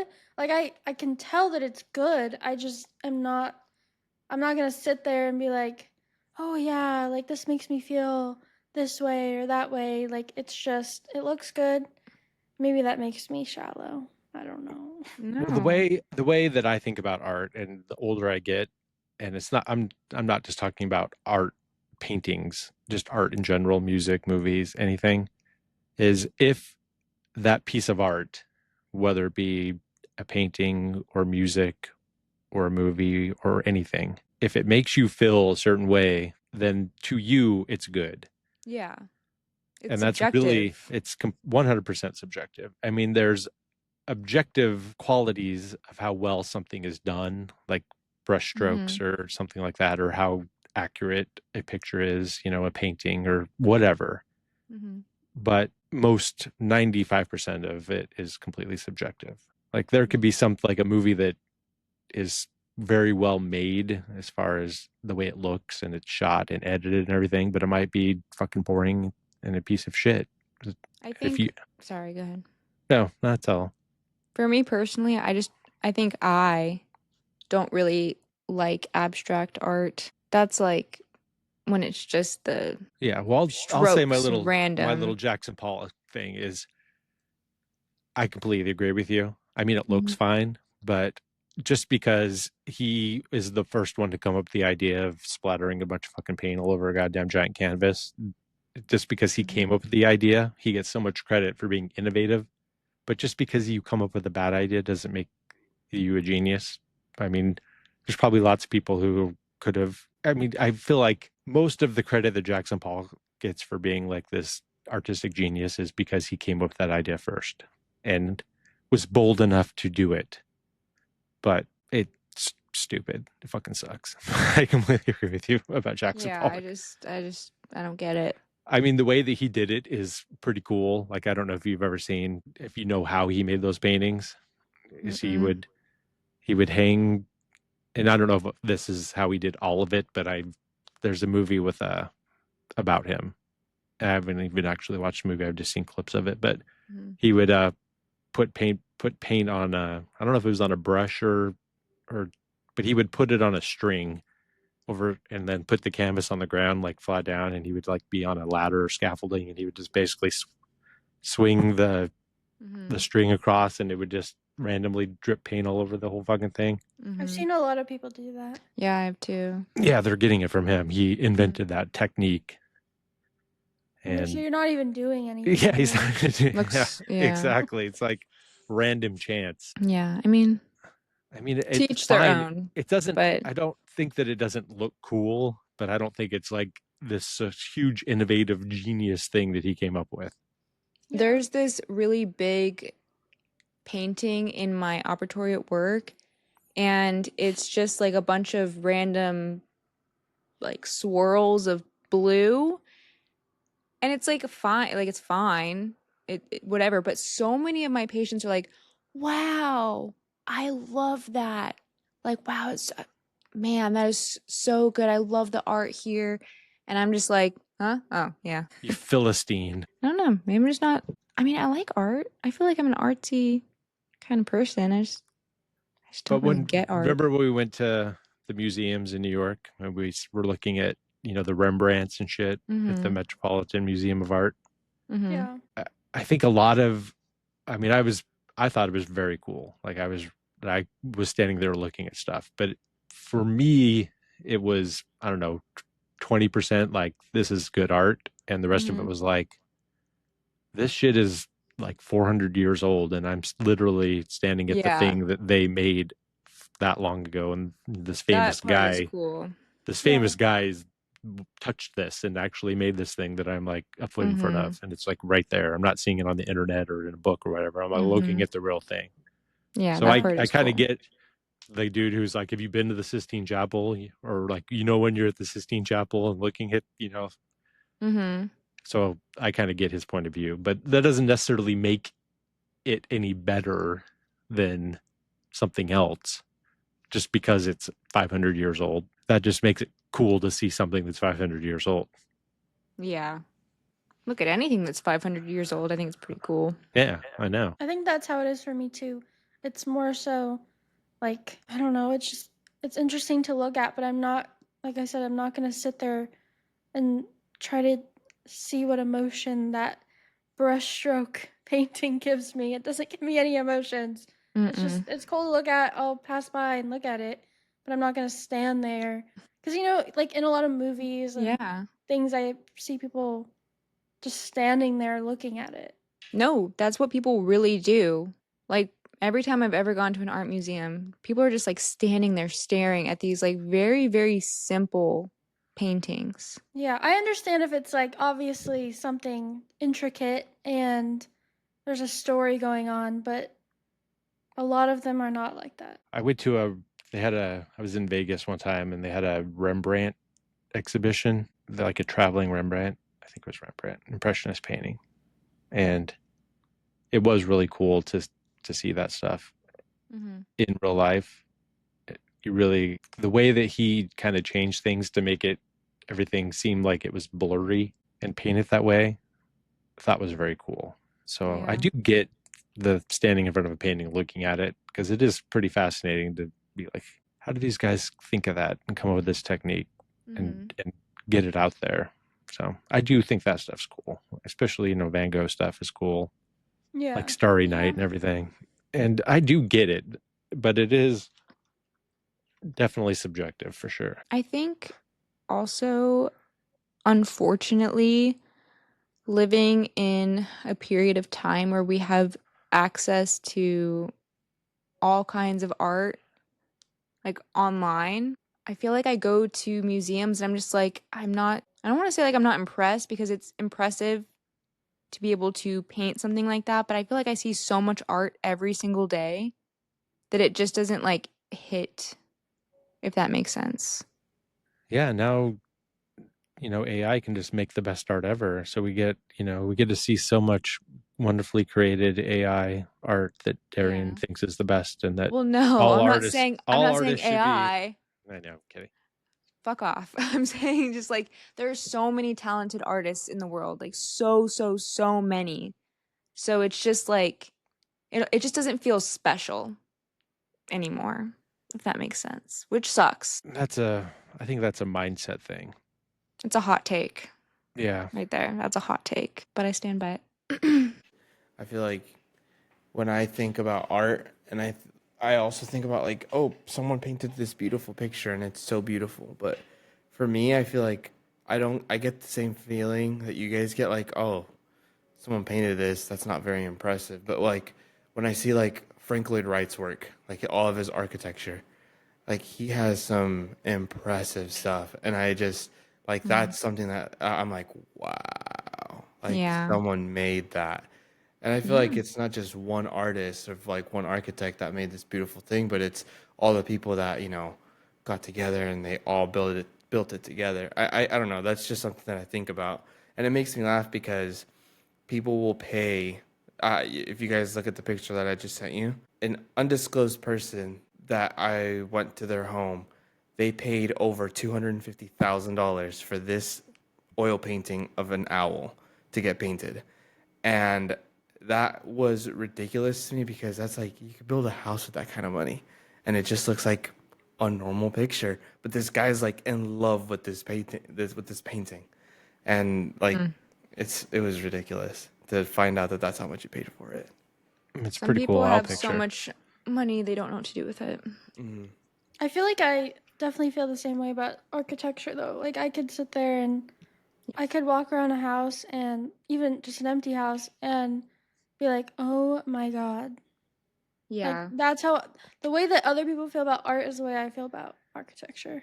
Well, I think architecture is art. I It think a is. lot of Yeah. things are art. Well, you know? okay, yeah, but like You just got to find the thing that, paintings or it whatever just goes that back to speaks to you. the thing that speaks to you. So paintings isn't the medium that, hits you Yeah. in your gut that makes you feel good. It makes you feel a certain way. So, and I'm sure there's somebody who can go look at a Van Gogh painting and get that feeling deep down in their soul that, that it's overwhelming to them. And then they can go walk through a Frank Lloyd Wright house and not give a shit. Yeah. True. And that's, that's cool. That's what's so fun about it. And that's why AI is so fucking evil, is because it's just taking everything that everybody ever made ever and regurgitating out a bunch of bullshit. I feel like music is the medium that speaks the most to me with art. That's how it used to be. That's how it used to be for me too. Is it No. movies for you now? It is. It is movies now. I still appreciate music, but I don't listen to music nearly as much as I used to. Yeah. It's lost Music its luster for me. Music doesn't really, it does. I have to be in the mood for it to like make me feel anything, I guess, but it does set like the tone for, I guess, how I'm feeling, or like I don't know, like I don't. It's not. I'm not gonna listen to a song and it's gonna make me cry or anything like that, or make me be like, oh my god. But there are some songs that are like, wow, you know. I do Yeah. know. There's still But it's songs that do that for me. not as much as interior design or architecture and things like that, or even movies. I think movies more for me than music, honestly. Songs will make me cry if they're like tied to something emotional or like remind me of something emotional. But like I don't know, I feel like I often listen to music and it makes me feel like I don't know what the right word is. Like there's like a I don't know, like something powerful behind it. Overwhelmed. Overwhelmed, yeah. Like it just makes me want to like jump out of my body in a way. Or like it just makes me want to close my eyes and like just drift off and just feel every note. There are moments where it does make me feel like that. Specifically, the last time that I feel like I really felt like that was when I was watching Sinners. Mm-hmm. And I don't know, the music in that, I need to listen to more music that's like that because I really like that a lot. And I feel that's what like, makes movies so good, is because it's got everything combined into one thing. yeah. Very true. And the interplay between all of it to tug at your little emotions, your little heartstrings. Yeah, I definitely feel like that about like bluesy music, like jazz or soul music. It's just like I feel like it like makes my stomach turn and like it makes me think about like damn, someone really just put this crazy amount of effort into making this and it sounds amazing and it Mm-hmm. makes me feel a certain type of way. But yeah, for sure I understand that. Do you guys know who William Holden is? Because that is the guy that they think Catherine was having an affair with and why she had to leave California in the next scene when they're sitting in their little dorm room talking about it. I don't, and I was wondering about this. Yeah. He's the star of Sunset Boulevard and many other movies, but he's the main guy in that. So he was the number one of the most popular actors at the time when this movie was taking place. That's a And good so movie. we have their little scene of all of them talking, and I think who says, was it Giselle goes, I think I look a little like her, and they're like, who? Catherine Watson. Yeah. And they talk about that. And then we get a scene of Amanda, Julia Stiles' character, trying to make it through the door before they close the gates. And then Topher Grace sticks his head through the door and they do a little makeout session. And I maybe want to throw up in my mouth a little bit because I don't like either one of them. And to watch them kiss is gross. Wait, But That was probably brutal for you. It was. And then there's they got the dorm mom, I guess, ringing that giant bell about going to bed. And like, seriously, do you think that was true? Do you think every night these seniors in college have some woman going around ringing a bell, making them go to bed? I'd like to think not. I could see it. Women like Catherine Watson don't get married because they don't want to. Do you think they're implying that she's she's trying to say that she's a lesbian, or that she just is subversive and she's so, progressive that she's not getting married on purpose? Aggressive. Yeah, I think so too. And this is where we learn that Giselle is banging McNulty. Mm-hmm. And this is the pivotal scene of Connie finds Giselle's birth control from Amanda the nurse. And Betty freaks the fuck out and says it's against the law. What contraceptive was that? Because I thought it know- was pills at first, but then it didn't look like pills. I think that's what I thought too, but I think I looked it up and I think it's a diaphragm, which is pretty crazy that a lady condom is against the law. Yeah. This is the That is scene where crazy. I thought Connie and Giselle were gay, by the way. Yeah. Because they were acting real gay. Yeah. Even gentlemen have dicks, you guys, just so you know that. Yeah. That was a solid line. It was. And then we got Betty at a typewriter again, narking Amanda out in the school paper. This fucking bitch. That fucking bitch. And then we get the craziest part of this movie is the hoops and buggy race. Ridiculous. That's the craziest part. Well, that a bunch of, these aren't children. These are early 20s adult women doing a hoop and buggy race. Pretty ridiculous. It's not 1820 anymore. They have more. They have fucking TV and movies they can be watching. They don't have to be rolling God fucking forbid hoops. they try to get a little exercise. Well, they have synchronized swimming classes. Oh yeah, that was wild. They were all very good. That was wild, but we're not there yet. So This is where we find out that Amanda was giving out the contraceptive. Giving out lady condoms. well, that was in the scene before when they were. Oh, this is where Catherine and what's her name were talking about it though. Yes, Mm. because McNulty, it's Bill, right? Mm-hmm. He Bill reminds has- me of Luigi Mangione. A little Yeah, bit. yeah. Did you know he's British or Irish? He's Well, he's in The Crown, so I kind of did. okay. Catherine looks at the hit piece that Betty wrote, and she's just aghast. And then Yeah. this is also where we learn that Betty's mother is the president of the Alumni Association. And this is also where we learn that, where Catherine learns that Bill sleeps with his students. And everybody's so normal about that. Yeah, it's weird. It's very weird. And then we're at Betty's house, and her cunt mother is planning the wedding. Her mother is a cunt. She's the She's- absolute worst. She is the Makes worst sense villain. why- Yeah, it makes Yeah. sense why Betty is the way that she is. Yeah, she's by far the worst one in this entire movie by a million miles, because she's basically the driver of every bad thing that happens to anyone in this movie. She's setting feminism back every time This- she opens her mouth. This She's made not even me setting it hate back, Betty she's- a little bit less. Yeah, For sure. Yeah, made me understand her. But then it's like, Betty, you don't need to go take your problems and continue the cycle of being a hateful. Well, you are a product Woman. of your environment. yeah. I mean, she threw her up against a wall. Oh, it's crazy, I but know, I mean, just over the Her fucking brain poem. hasn't fully developed yet. She'll get there. She Yeah. did get yeah, there. I guess you're right. I mean, it Mhm. only takes her like another month to totally flip Yeah. 180. So, Yeah, true. I'll let it go. and there's that little scene where her mom's like, "You have to make him think that it's his idea," which comes back later in a pretty funny way. And then we're back. This is where Amanda's in President Carr's office getting fired. And I feel like the president could have done more, but at least she was generally on her side, and kind of her hands were tied. I mean, she could have done more, but Mhm. maybe not. She probably would have got fired herself if she tried to do anything more. But there was the part where she's like, Amanda's like, 5 years ago. No, that might have been when she has the conversation with her back at home.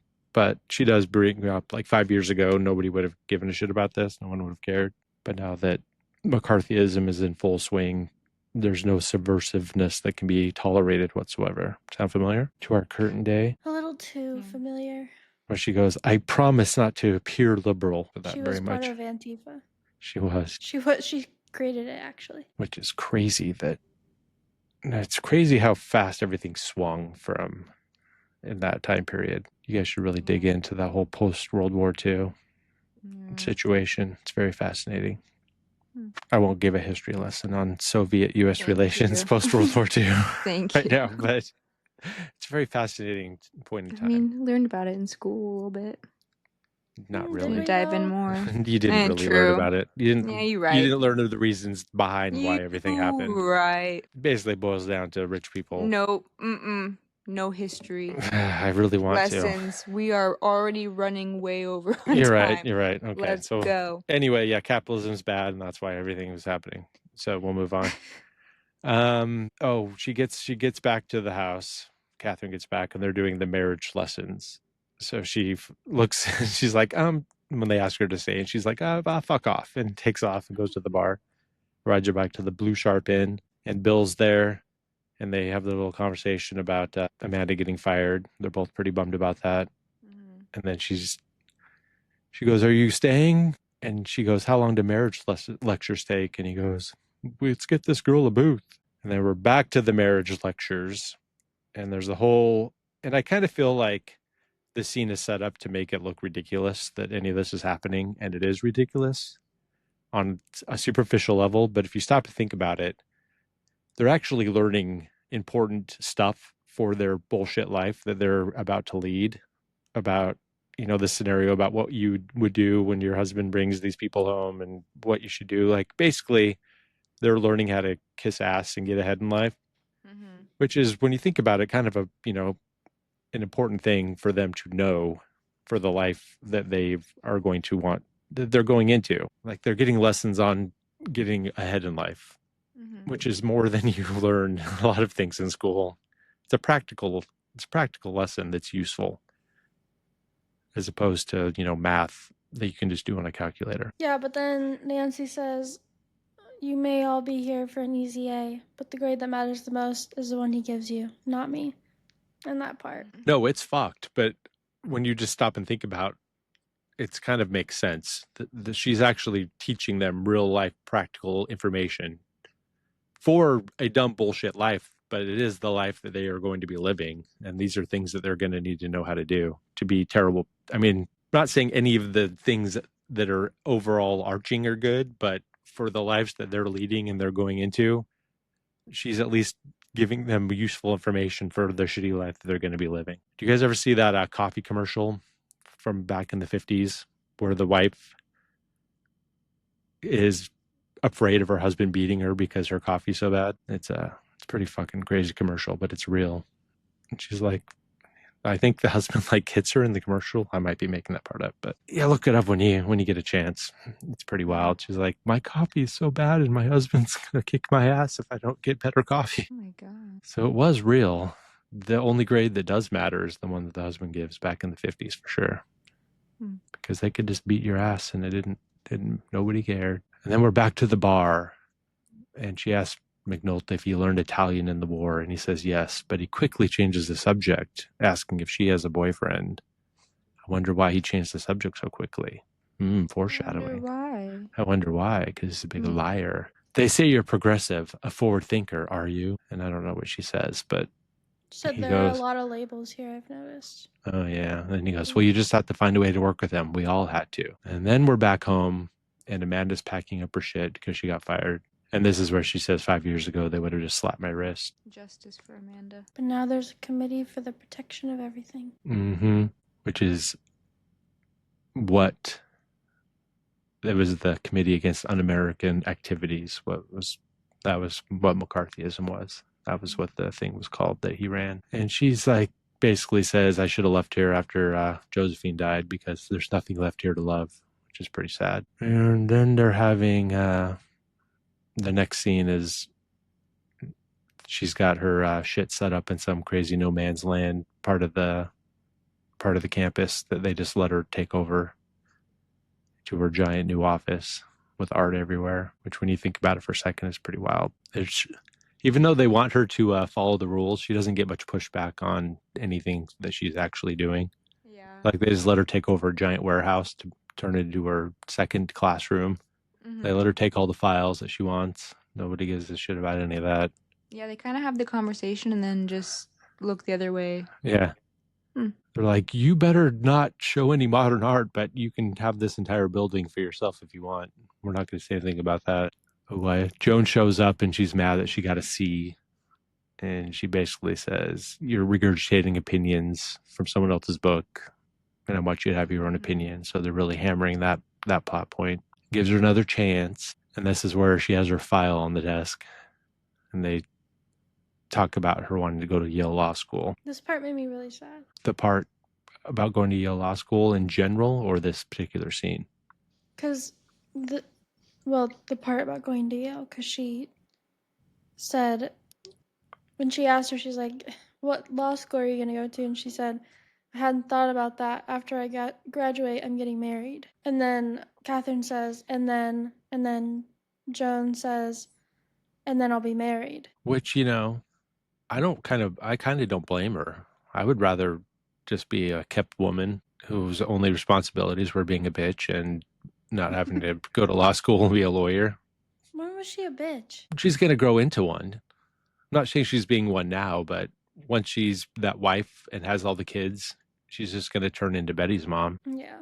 In that life path. Betty comes in and wakes up Joan and tells her that Topher Grace is looking at engagement rings. Dun, dun, dun. Why would she spoil that for her? No, I know. That pissed me off. Yeah, why would she wake her up in the middle of the night? First of all, you woke me up. Because Second Betty of all, you ruined my engagement. Everything Betty is selfish and everything has to be about her. She has to be the center of attention and ruin She everyone has to be else's the good times. one. She has to be the one to reveal the good news. We will be best friends. Our husbands will be best friends. Our kids will be best friends. Was Tommy was Tommy her brother, Betty's brother? Because at Betty's wedding, he walks with Betty's mom down the aisle. And then she says that when she's telling her that he is getting a ring, she said that we'll be sisters or whatever. So I was confused on if that was her brother or not. Oh, maybe. like it. I didn't catch that, but maybe that is what it is. That makes sense. That makes sense. Yeah. Interesting. Good catch, if that's true. Good catch if true. Good catch, if true. Which makes him an even bigger piece of shit later on. But Yeah. we'll talk about that. Yeah. Can't Then wait they're- to talk about that. I've been waiting to talk about that all night. They're taking an exam in art class now, and it seems like a pretty hard fucking exam. They have to they have like 45 minutes to write comparisons between all these different pictures and then write a little paper about it all in 45 minutes. And then she slides Joan the Yell application, which why could, I mean, it's a movie, so whatever, but it seems like a weird time to give it to her, like at the beginning of a test. Yeah, now she's all Like- in her head about it. Yeah, here's some stress. Here's some shit to think about right now. Additional stress. Hope you do good at this test. And then we're at Betty's wedding. And, it's a pretty nice wedding. Mm-hmm. Catherine's surprised that she got invited, but, who wasn't invited? Every single person in the entire school is here. And have you guys ever heard of the phrase keeping up with the Joneses? Yes. Yeah. All right, I don't know. Not? No, I have, yeah. I just wondering Okay. if it is propagated, if it's still something that happened that you guys, because I don't think I I've don't- heard it in I don't like know a what very it long means, time. but I've heard it be said. Oh, it essentially, what it means or what it meant is that, or at least what it's been turned into, is what it's usually referenced is like if your neighbors get a pool, you have to get a pool because you're keeping up with the Joneses. You're keeping up Is with that like why- the family that's getting all the Right, nice things. right. The Is that why the expectations of Kardashians society. was named Keeping Up with the Kardashians? Was that like Yes, yes. I never realized that until just now. So Good catch apparently, if true. no, that one's definitely true. So McNulty's like, this is the family of the people that phrase was invented for. So they're very rich family. And then Giselle walks by and like seductively touches McNulty's arm in a very sexy way. Oh. This wedding is insane though. They got horns and everything. Oh, and Not the even Wedding has poem? horns. just the wedding, like the trumpets. Bah, bah, bah, bah. That's And then how we're- you know they're rich. Very rich. And then we're Yeah. at the wedding reception, Mhm. which seems like a pretty good time if you're effectively a billionaire. And Bill changes the place setting so he can sit next to Catherine, and he orders a Jack and Ginger, which was one of my favorite drinks when I was still a drinker. And then the band is playing Mona Lisa. So, and Bill goes, they're playing our song, which is a very ham-fisted way of getting the titular line in this movie, if you ask me. And then they just really hammer the Mona Lisa theme about 5,000 more times the rest of the movie. And I still don't understand why. I don't get it. But also the part where, is this where Catherine and Bill are dancing, right? And then Connie looks at them and says she's too old for him. That's this time, right? Yeah. It's during the reception for sure, yes. And then Giselle says, no, she's too smart for him. This is where I feel like she kind of is in love with her. I think she's kind of in love with both of them. Yeah, I took it more of that she's Or she, Not- okay, what I said was she's in love with her, or she just really admires her. yeah, I think it's more of she wants to be her Yes. rather than But I wants to be with her. Like she's Yeah. infatuated with her as a role model is kind of Mhm. how I took it rather than a romantic thing. I guess I just want her to be in love with her. Yeah, I get that. They'd make a cute couple. Oh, and then this is where we see Cousin. Yes. Cousin. Eben Moss Bacharach. We first see him, he's playing bread football with Topher Grace. So that was fun. The only But- man in this movie that shouldn't kill himself. I agree. Everybody Wait, else, cousin or Topher? cousin. Cousin. Oh yeah, for sure. There was a second where I thought maybe he should, but Yeah. No, he didn't do anything wrong ever. It was all Betty's fault. Everything that happened. no, I know, but we didn't know that No, I know. at first. I thought it No, was Steve. yeah. At first, when they were out, and then he was being all weird and like not trying to be seen. That part was sketchy. But we Super can't. weird. We can't skip past the one little tiny scene that I thought was pretty We funny, can't. where Betty does a really bad job of doing what her mom said to do about making him think it was his idea, and she goes, "You said it was your idea to read it." She just literally tries to like Jedi mind trick him, and he's like, Yeah. "I don't know, I didn't. What are you talking about?" Like, I don't That's think funny. that's how you're supposed to do it. She wasn't paying very good attention at marriage lectures, because I think that was what she was. That was the kind of thing. It's like, you got to be a little more sly. You can't just go like, "No, you said that you wanted to do that. You Don't you wanted remember to. that? Don't you remember that?" Honestly, good for her for trying. Yeah. Probably works a lot of the Worked. time. And then we got Nancy's getting all fucked up and hitting on the bartender and comparing him to her ex. That was so awkward. Yeah, I I put in my know. notes. I Poor hated Nancy, that. She's so insane. She's completely insane, just going on this whole like it's kind of it's pretty funny little twist where you're thinking the whole time that he died in the war, but really he just like dumped her ass. At one point, she said, I had a fella, Lenny. You remind me of him so much. He had this funny little thing where his two front teeth, they overlapped. He's dead. South Pacific. Like, she just, like, so flat. He's dead. That part was so funny to me. When she finally admits the whole thing, when she's like, he got the wife and the house and the mortgage and the kids, and they were all supposed to be mine. Well, not the wife. Yeah. Thanks for clarifying. Yeah. Except the wife. Or Betty. Or Nancy. And then she said, and you don't look a thing like him, you ugly bartender. You ugly fuck. You ugly fucking bartender. She got his ass. You And he's couldn't just shine standing his there like, shoes. and he's just standing there like, I don't know what I'm supposed to do. Do I have to kiss this bitch's ass? Yeah. Oh, and then Connie and Charlie are being super sweet with each other when he comes over to talk to her. Cute. Yeah. Now, this is the part that I had where I was going to talk about Connie. So do you think that she, in the world of the movie, is supposed to be like a fat, ugly uggo, and that's why she has low self-esteem? Or is she just supposed to have low self-esteem? Do you know what I'm trying to say? Like, in the world of the movie, is she like the ugly fat one, and that's why she thinks that nobody will love her or wants to be with her? Why she keeps assuming that everybody's just there to like, because she's got that part where she's like, obviously you're just here to do, my friend a favor. You're just being nice by being my date at the wedding or whatever. And then he's like, no, you're doing me a favor by being my date at the wedding. Like, she's constantly just like going in with the assumption that she's not wanted. So do you Yeah. think that it's because she's the fat, ugly one, or is it because she I don't just has know, low 'cause self-esteem? When I was watching it, I was like, I just think she's so beautiful. Like, I think I she's was the gonna prettiest out of say, all of them. I For think- me.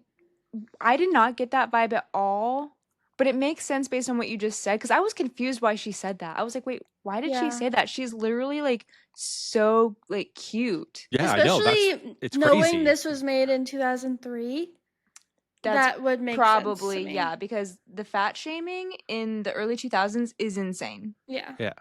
Like very skinny women, and they would say that they're fat. Yeah, no, it's crazy because Crazy. she's not. I mean, she's No. beautiful. Like, so it's crazy. But so that's why I was wondering if they're trying to imply that, like, I think they probably were, yeah, but 'cause it's she's crazy. a little bit like plumper than everyone else. So that's why, but not, Yeah. gorgeous, whatever. So it's Yeah. crazy that that's the case. But I think it is. I think that's what they're going for, especially by like 1953 beauty standards, not even 2000 beauty standards. Oh my gosh, I can think of like two scenes real quick. One, of course, Mean Girls. You know that scene? What is that? Do you hear that? Mm-hmm. I don't know. Okay. You know that scene in Mean Girls, and it's like supposed to be after Regina George has been eating the Caltine bars Yeah. for a while, and like she bumps into that girl in the lunchroom. She's like, "Watch it, fat ass!" And Yeah. it shows her butt, and it's like so small. And then in Bring It On, I think I don't remember which one it is. Is it the third one? The one with Hayden Panettiere. Yeah. And there's like the girl on the squad, and she's like literally so like she's thin. Like she would be considered thin today. Mhm. And they were like, yeah, like you need to drop a few pounds if you want to stay on the team. She's like, I'm only a couple pounds more than I was last year. And they're like, yeah, and that was pushing it. And you look at her and you're like, what the fuck? Yeah. Or what's her face? Crazy. Remember Knocked Up when Katherine Heigl is trying to get on air and Kristen Wiig, that whole scene where they're like, we can't tell you to lose weight, but you should tighten it up. Like tighten it up by Yes. 15, 20, tighten up. We That's can't tell you.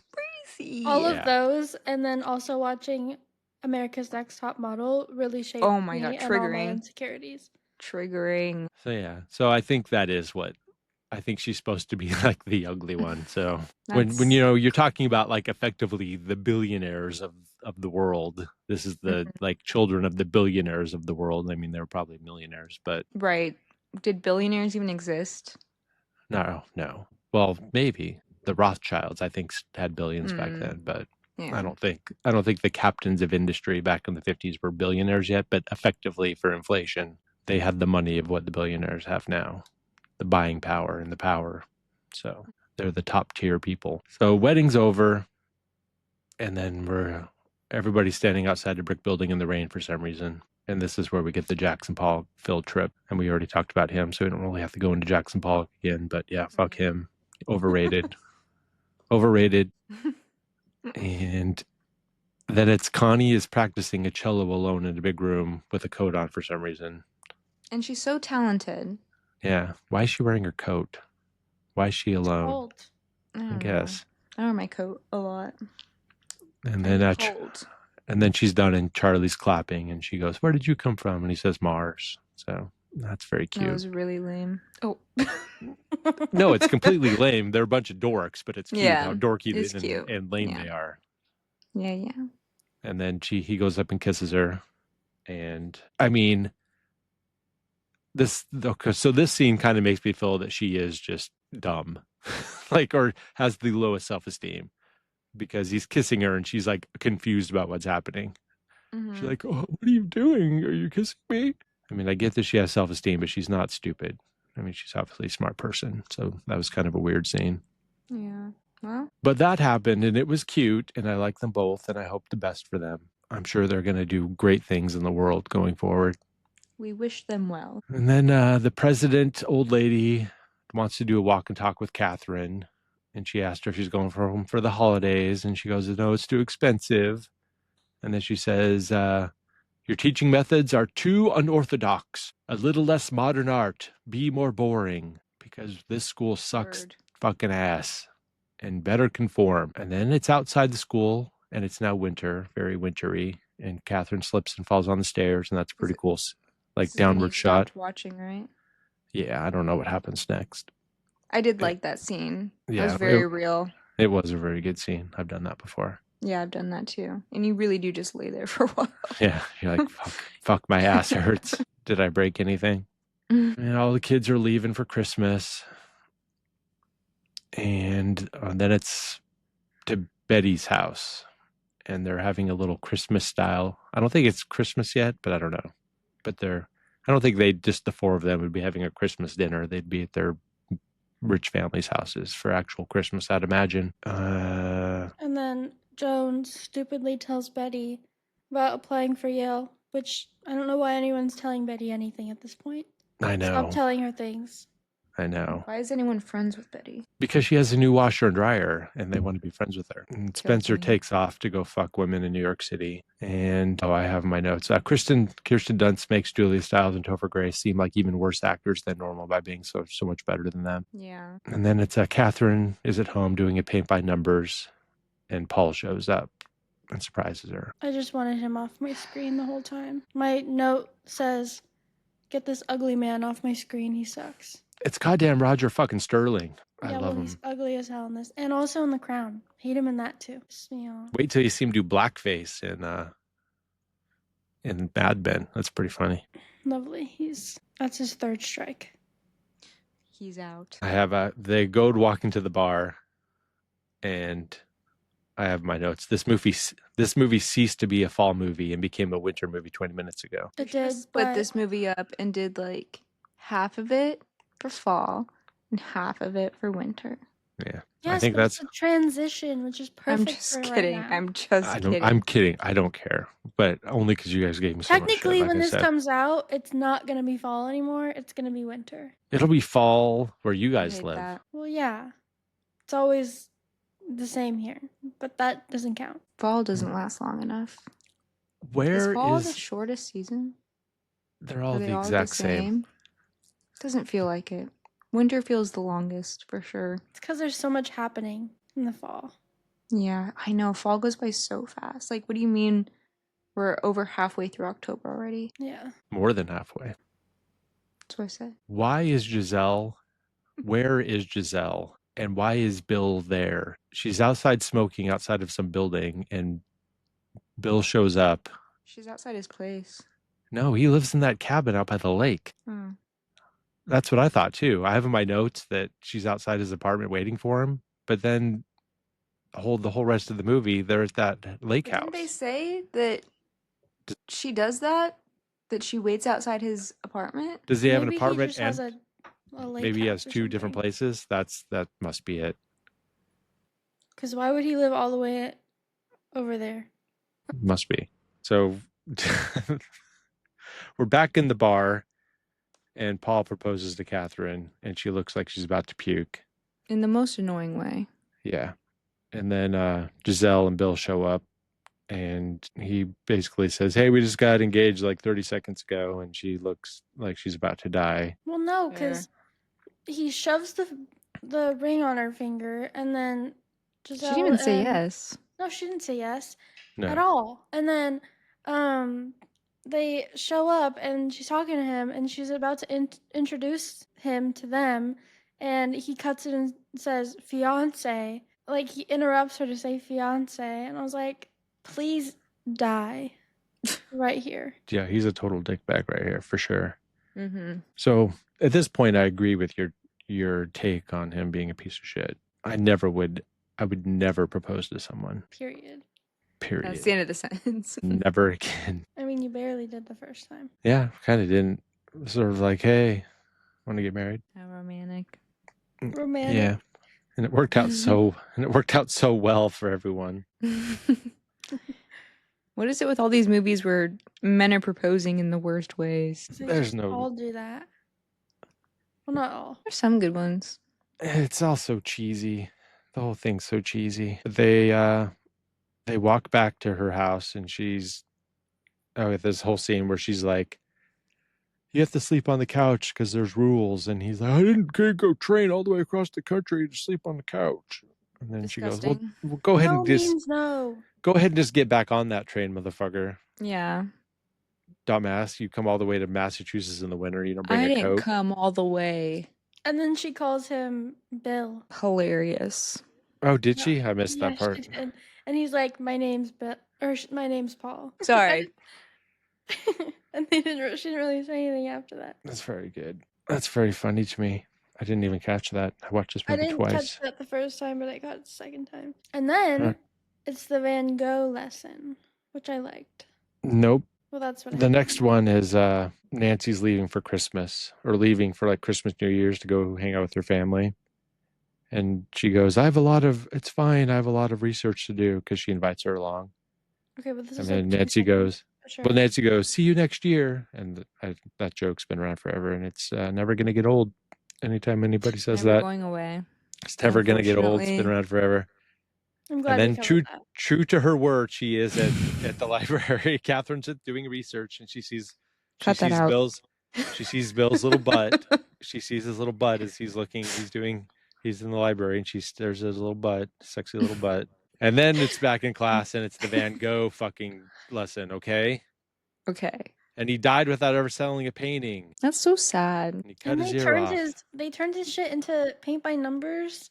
And he didn't want that. Makes me so sad. And she goes, no one has a Van Gogh in their house. And that one girl goes, well, we do, but it's in the small. It's But in it's the very small small. house, but it's very small. It's very small.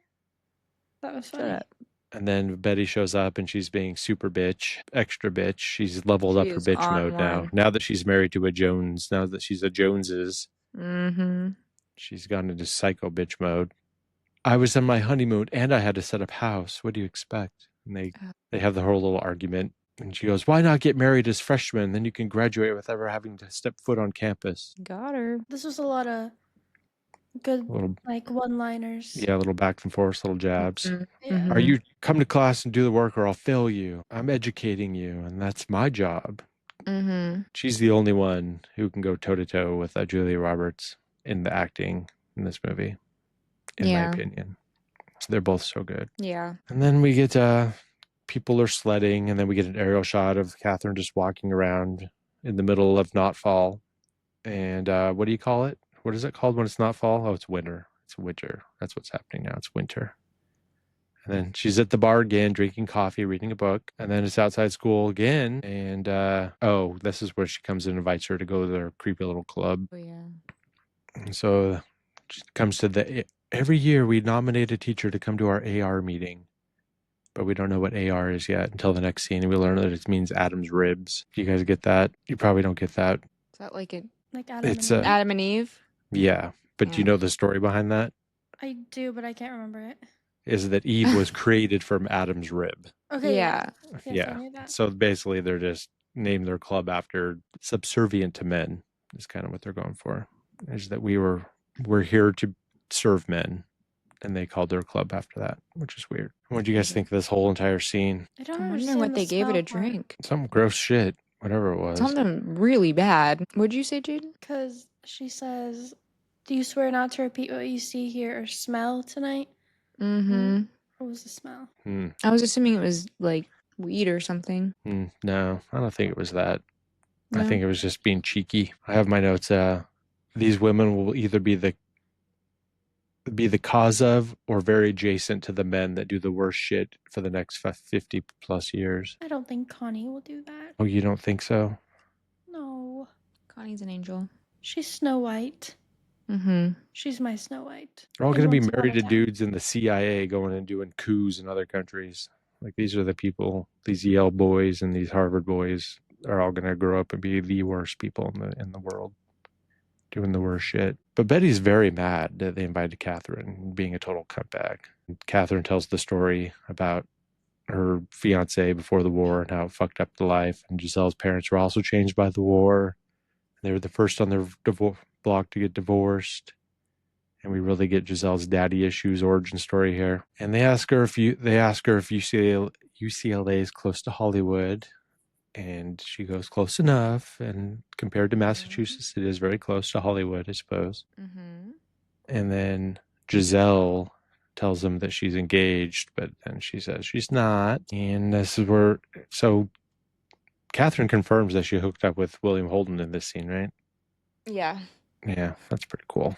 Yeah, very cool. And then Betty throws Joan under the bus here with the whole Harvard or the Oh, Yale Law School yeah. thing. And what did she think was going to happen by telling Betty in the first place? Nothing good can happen from telling Betty anything. No. We haven't learned that. This is when Betty goes and writes it in the paper, right? Well, the whole next thing. scene, yeah, it's like interwoven with the scene of Spencer and Betty, or they're doing like a Better Homes and Gardens photo shoot. Oh, yeah.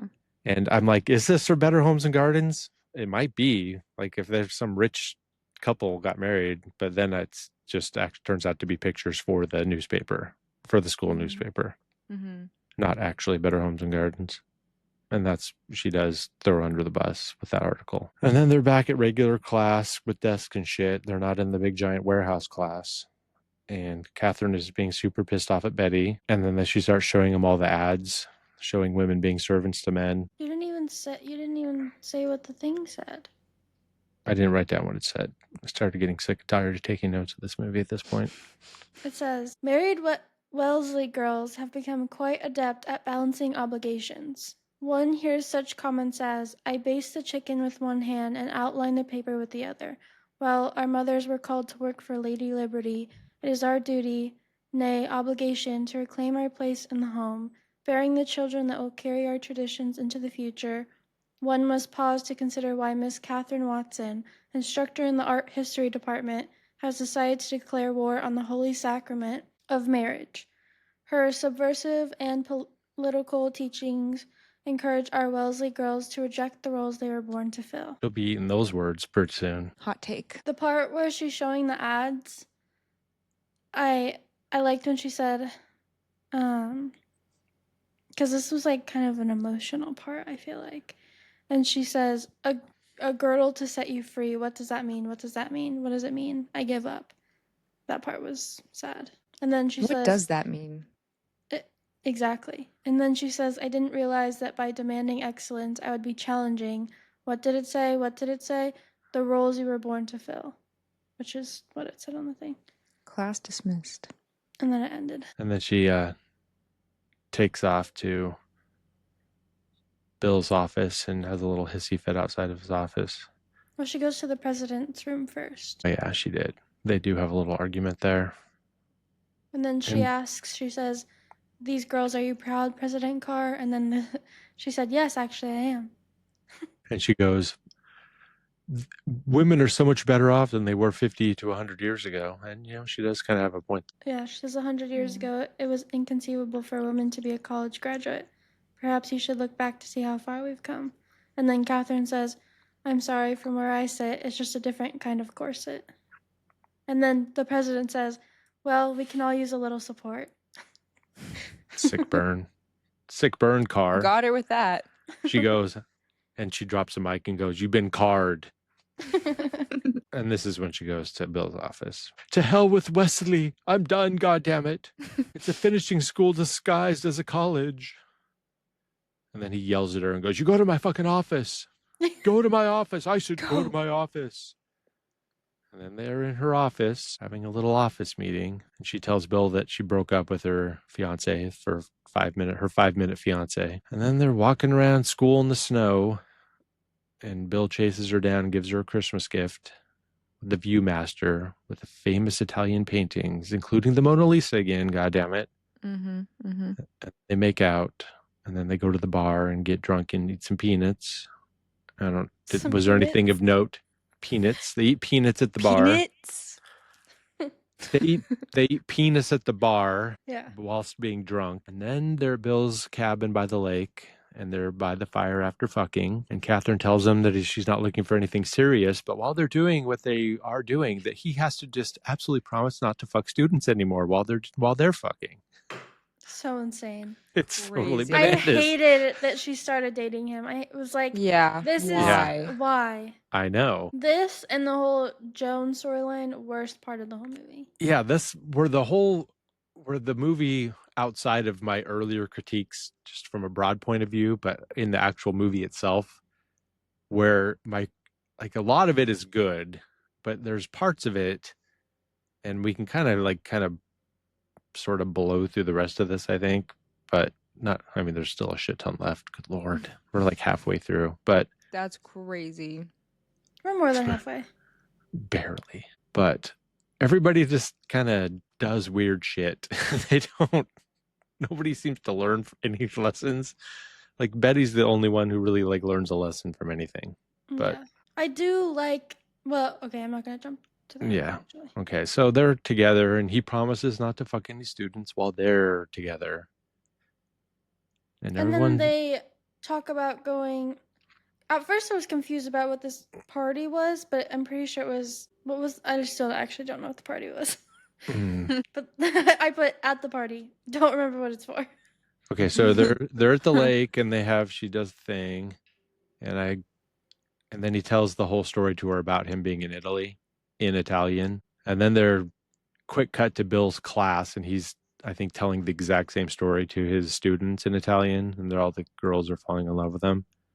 And then they're at the beach in the winter playing in the waves with their clothes on like a bunch of psychopaths, getting totally wet. And then Insane. Charlie and Connie are at the Cape Cod resort, and he's hiding from the McIntyres, and she uses her skills to get them a seat at the bar. And then, there's that scene where Charlie walks by with the photo covering his face, which is funny, but it's very much drawing attention. Like, who's that guy with fucking walking across the hallway with what the hell? holding a picture in front of his face? The McIntyres are going to see that shit. And then it's synchronized swimming, and they're smoking.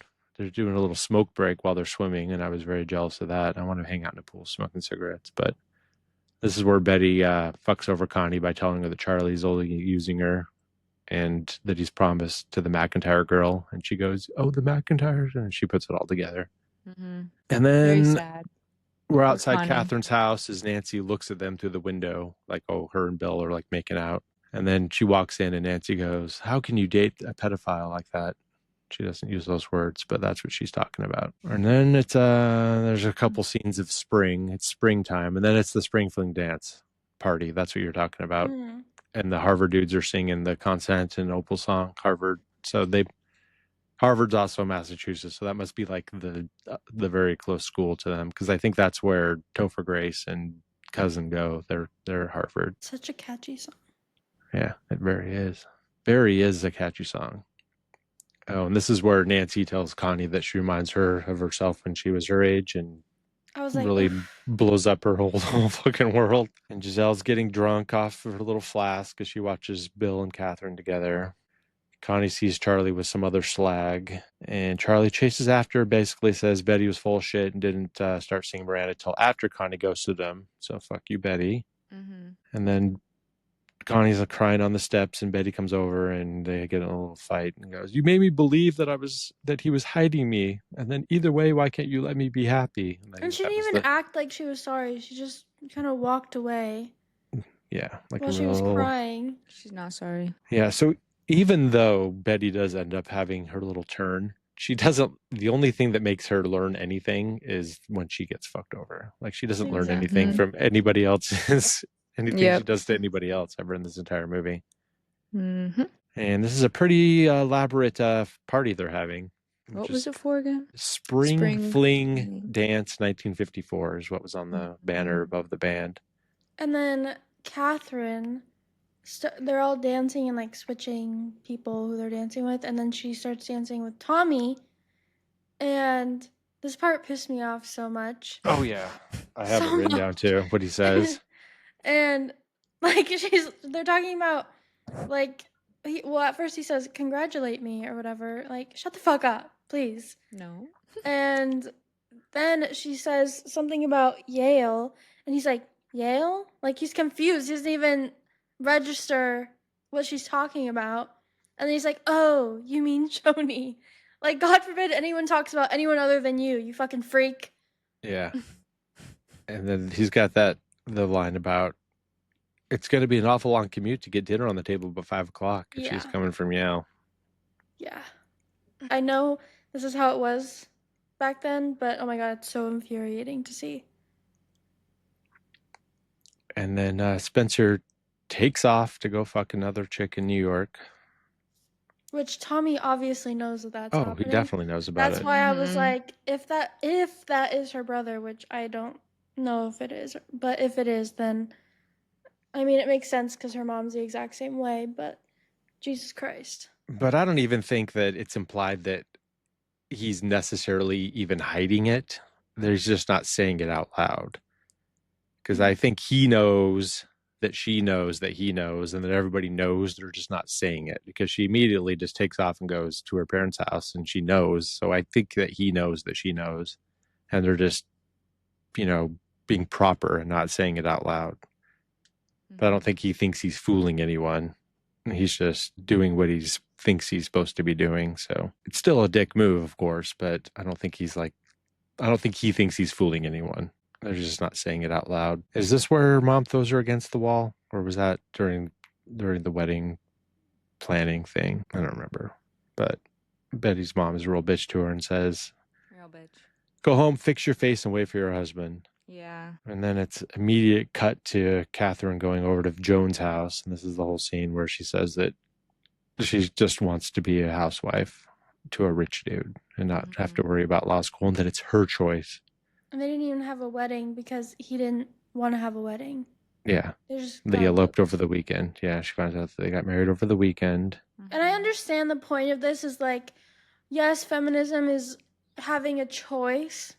Like, yes, it is, but she obviously wanted to go to Yale. She was so excited about it. Yeah. She applied. It's not like she didn't really care about it or didn't want to. She obviously wanted to. That's why it pissed me off so much that she didn't, because she could have just fucking waited to have kids. You can go do both. That's You what's don't so have to have crazy about kids this right movie. now. But that's what she said.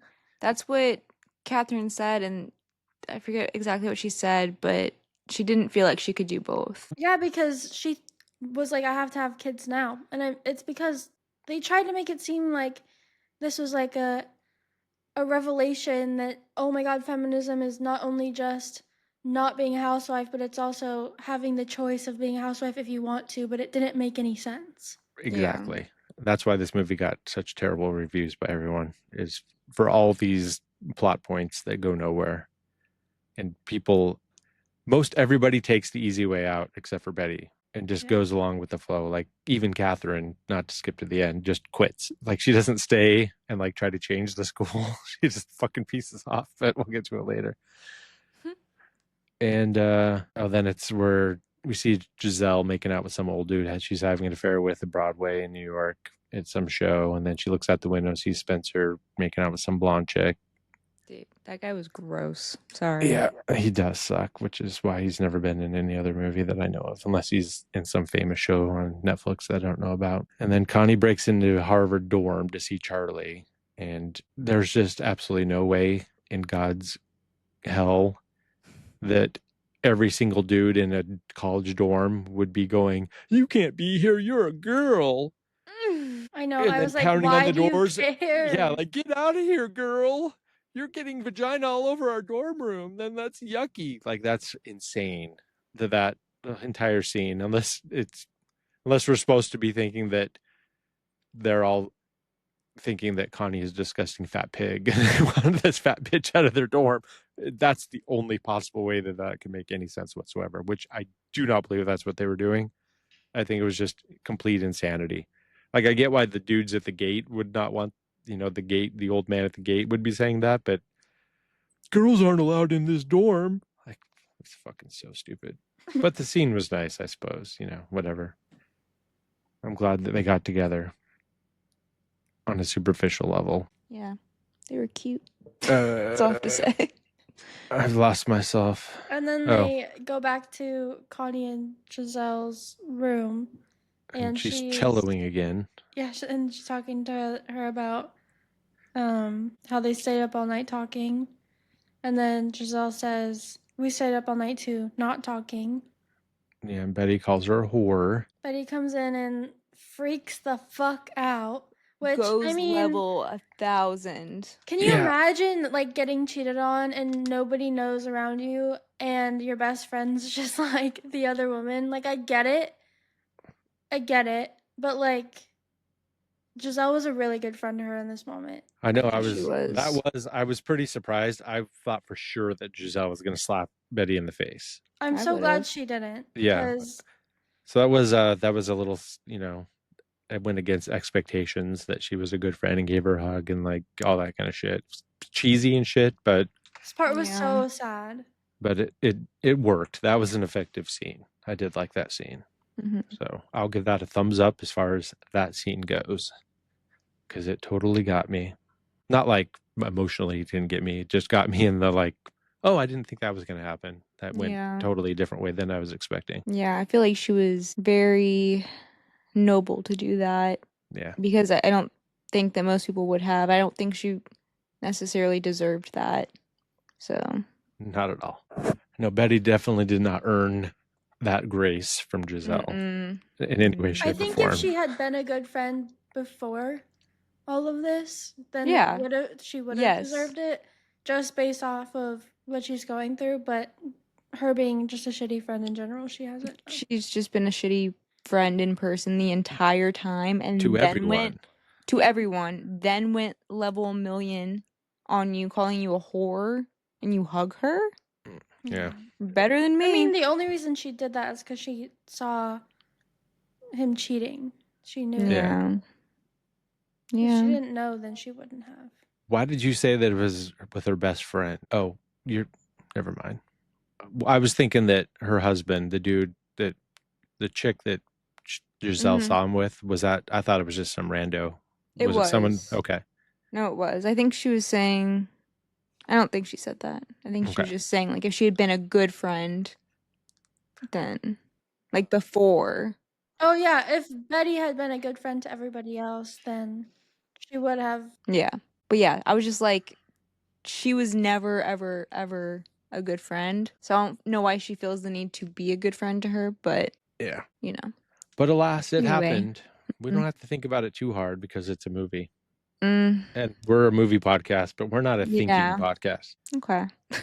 And then we get a faculty meeting, which is where they go, Catherine has the highest enrollment ever, and they come up with all these stipulations that she would need to agree to in order to get hired on again. And then we're at Bill's cabin, and Catherine comes running in with the brochures for Europe, and she opens the shower, and Bill's old army buddy is in the shower.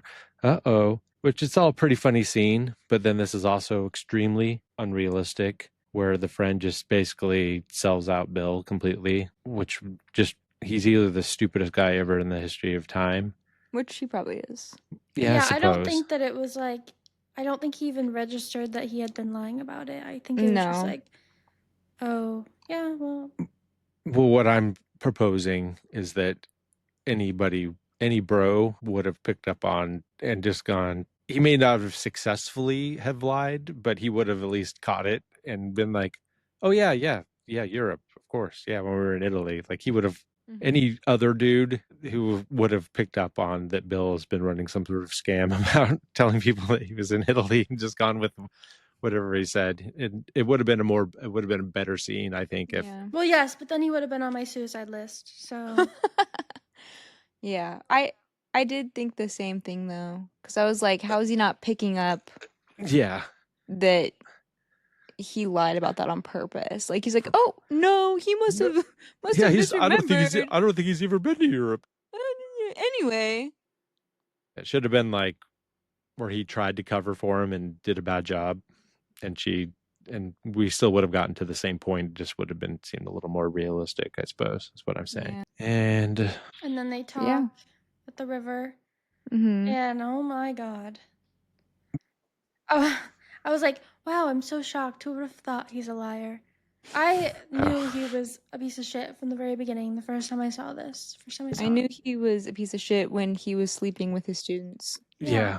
No, So. they're like right in front of the river, talking, and Oh, this is at the where lake, out by under the tree at the lake when he totally it says turned. river in the script. I don't know. Oh, really? I think. But But he totally fucking gaslights her and reverso unos yes, everything back onto her in such a he fucking shitty immediately way. made it her fault that he Yeah, lied. he's He's like, like, "You're so perfect that I can't even. I can't even literally live up says- to your standards." he says, "You don't make it easy. You're so perfect. It's impossible to be honest with you." Yeah. Oh my god. Fuck, what a dick bag. And then on top of that, she's like, well, just to you or whatever. And then he's like, making her feel like shit because of something that has nothing to do with what they're talking about. Yeah. Like, Mr. what? Subject Changer asshole. Deflecting ass bitch. I knew that he was a piece of shit because I've seen The Wire. Yeah, I just hated this whole storyline, to be honest. It didn't need to happen. It really didn't. They could have It done didn't. something else. Well, really, none of it. None of this His movie needed to character- happen. well, yeah. Like almost, I mean, okay, so let's just blow through because we can just talk about the whole point of this entire movie. Let's just get through it because not much more happens in the rest of this movie because all that really happens is a whole extra scene about. Well, Betty tells her mom that she's getting a divorce. Yeah, and her mom's like, give it a year and don't wash your dirty laundry in public. This is And where then she throws her does against the Mona wall, right? Lisa, she says like the Mona Lisa thing. Oh yeah, more Mona Lisa shit. Yeah. This is. I feel like this is actually where it kind of tied in a little bit. I liked this speech. Yeah, she said, she looks happy looking at the Mona Lisa, and then, so what does it matter? Let me tell you something. Not everything is as it seems. Something like that. Yeah. Yeah, I guess so. I mean, it was, it's a good scene because Kirsten Dunst is in it. She's good, Mhm. but I didn't really like the whole point of it. And getting a little sick of Mona Lisa popping up in this movie because it What happens is the again in like name? It 2 was more kind of a minutes. stretch. I think the Mona Lisa thing was kind of a stretch. Yeah. But Because then we're back home and Catherine walks in and had been a party for her getting to stay. Well, first And the president is writing that thing about how she has to show the syllabus and stick to the syllabus. She has to submit everything for Oh, yeah. approval first, and then Mhm. she reads that. I have this scene was so completely unnecessary because we already know all of this and we just heard Yeah. it 5 minutes before. Mhm. We could have cut this scene completely out because I we think don't that need to they hear it needed. again. I think they needed that, or they could have cut the one before. Yeah. They needed that to show that she had read the letter and was thinking about not Yeah. coming back. One of them could have been cut. Yeah. We didn't need it. So we get the party and then I got Nancy's really addicted to TV. Like I feel like she's going to love Facebook, being racist on Facebook in 2007 when she's 90 years old. Oh, the show is called Strike It Rich. That's what it's called. Mm. Also, why did she throw her a party when she didn't even know if she was coming back? I assume she She just just assumed. assumed that of course she's going to come back because why wouldn't she? But And like, really, why throw her a party? A surprise party? It just because seems- she loves having gatherings, I suppose, in her house. She doesn't like leaving the house, but she likes having parties and people in her house. Hmm. She doesn't want to go anywhere. And then for some reason we're back in class again and holy Christ, it's Wait, the no, fucking Mona Lisa again. you skipped the part where Catherine says, "Let's get gussied up." I just love Oh, that yeah. part. And then she's like, "No, I have to watch the show." Yeah, that's where I just wrote down she's addicted to TV because she doesn't want to leave. Yeah, that part was funny to me. And then it's Mona Lisa in the fucking class again. They're just looking at Mona Lisa again for some reason. Mhm. Too much Mona Lisa. What's the name of the movie? I get that, but it's enough already. And then she goes into her office and there's all the paintings of flowers. And I have, now that Betty has had her life destroyed, anyone can be nice. Everyone's allowed to be nice to Catherine now. And then it's graduation time and Betty blows past her mom to go ask Catherine to get her an apartment in Greenwich Village because she's filed for divorce, and that her and Finally. Giselle are going to live Mhm. together in a lesbian love Yeah. lifestyle in New York. And her mom calls her a very racist slur. Is he a racist slur? Yeah, no, you remember that? I looked that word up because I was confused and I don't The remember K, what the it K said. word. Yeah. Yeah, oh, yeah, that's a Oh. very, very racist Jewish slur that I'm not even Mhm. going to say. I don't want the ADL suing us. And then Catherine tells her she's not coming back. Or she doesn't know she's coming back. Not sure. I don't think they say, because then it's Catherine in her office writing all the letters about how she's totally giving up on doing anything. She's just giving up. She's like, fuck this shit. I'm leaving and going to Europe. She Like, said, she says, "Dear Betty, I came to Wellesley because I wanted to make a difference, but to change for others is to lie to yourself." And then that has the ending part where Betty's talking over, I think that scene where they're riding bikes or something. I Yeah. think it's over that. Or Yeah, it before is. that, whatever. She says, "My teacher, Catherine Watson, lived by her own definition and would not compromise that, not even for Wellesley. I dedicate this, my last editorial, to an extraordinary woman who lived by example and compelled us all to see the world through new eyes. By the time you read this, she'll be sailing to Europe, where I know she'll find new walls to break down and new ideas to replace them with. I've heard her called a quitter for leaving, an aimless wanderer, but not all who wander are aimless, especially not those who seek truth beyond tradition, beyond definition, beyond the image. We'll never forget you." Yeah. She definitely is a quitter for leaving. The fix for this movie is for them to fire her because she doesn't stop doing it. So they fire her and force her to leave and making it out of her control. If this was a true story and she really quit and left, then sure, tell us, but they don't need to. She doesn't have to quit because it's not real. This didn't happen. So they could have just made it where they fired her because she did something so subversive that they just had to let her go. Well, she didn't want to have to compromise.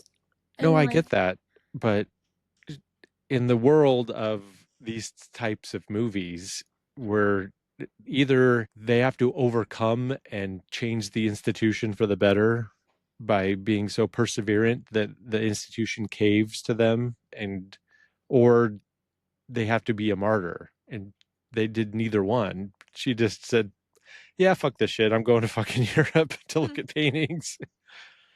And the everybody else just is like, yeah, I'm just not going to go to law school, I'm just going to be a wife. And Yeah. nobody changed anything. Nobody, Yeah. Bill didn't, nothing happened to Bill. He just got broken up with. Now he just gonna go back to fucking students. Mm-hmm. Like nothing happened in this movie except for Betty became a lesbian and moved in with Giselle into Greenwich. So she gets to be a bitch for the entire movie, and even though she did make the right choice at the end, it was only because of something terrible happening to her. And she didn't take the easy way by, staying rich. She has to, go.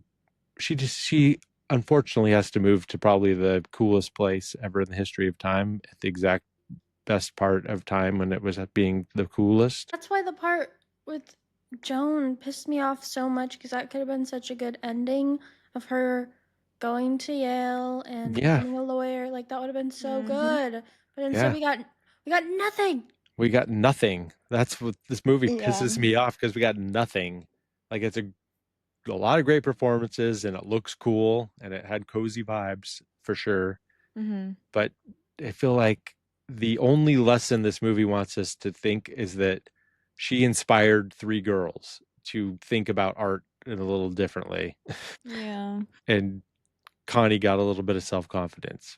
But really that had nothing to, well, I guess maybe it had to do with being inspired by Catherine going against the grain, but not really. Well, at least she'll get to say, I told you so in 20 years. Suppose so. And then we get to the part where they're chasing after her in her little taxi, and I just, cute, but like Mhm. also, what the fuck? Exactly.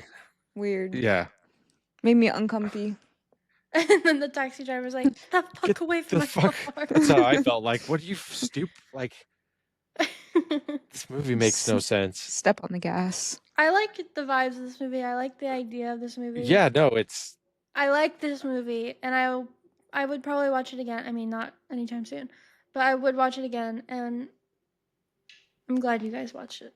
yeah. I looked at some reviews, like just kind of quickly, and just on Wikipedia in the article, they had some clips of reviews, and the general consensus was this is a really nice looking movie, but it's just ultimately like pretty fucking empty, and it's kind of Yeah. doesn't mean anything.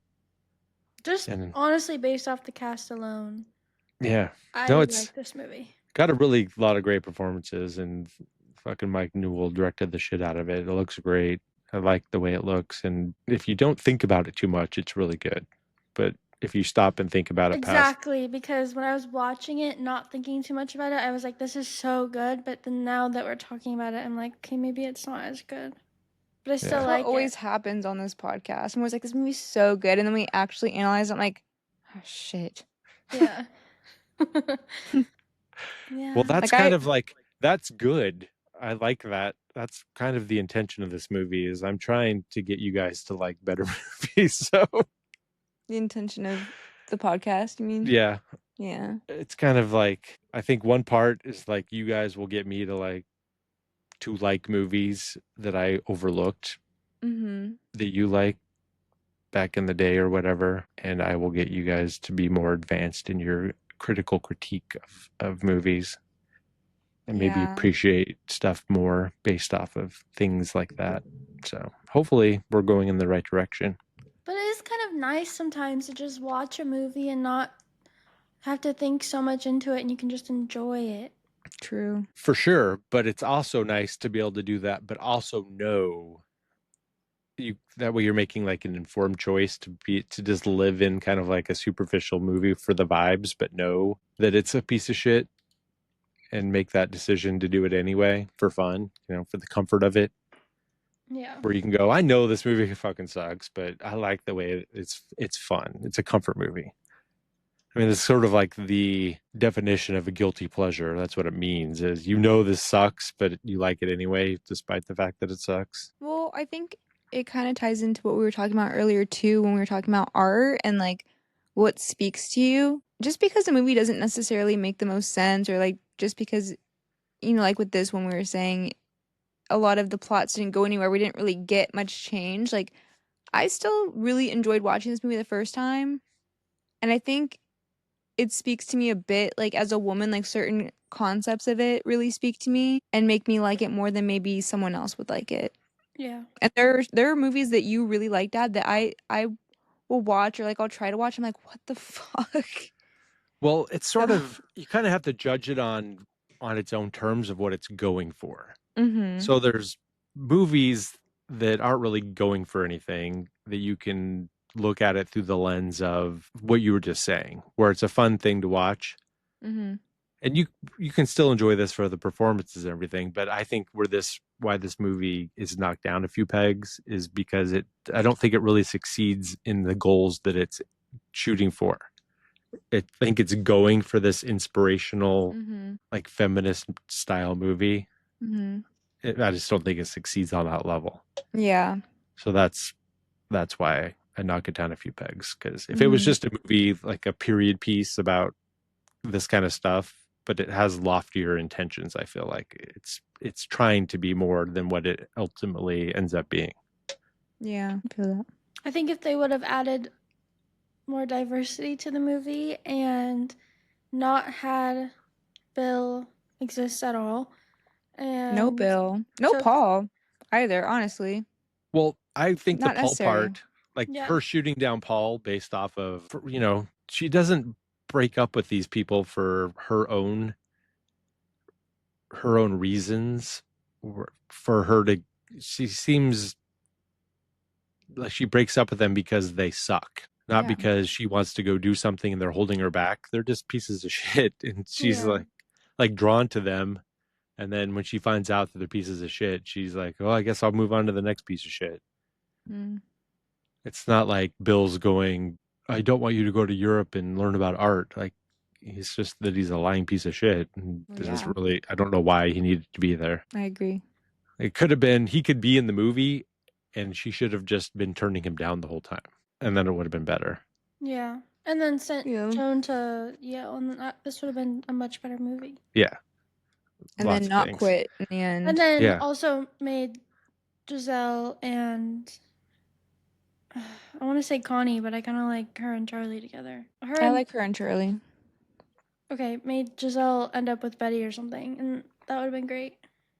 Maybe I make the think- reason that Betty's such a bitch because she's actually a closeted lesbian. But they never confirmed that. I want that confirmed. I want Giselle to actually be in a relationship with a woman the entire time, and I want that to be accepted. Ooh, and... Giselle really likes older women. I want to see Giselle get with Amanda. Ooh. Yeah.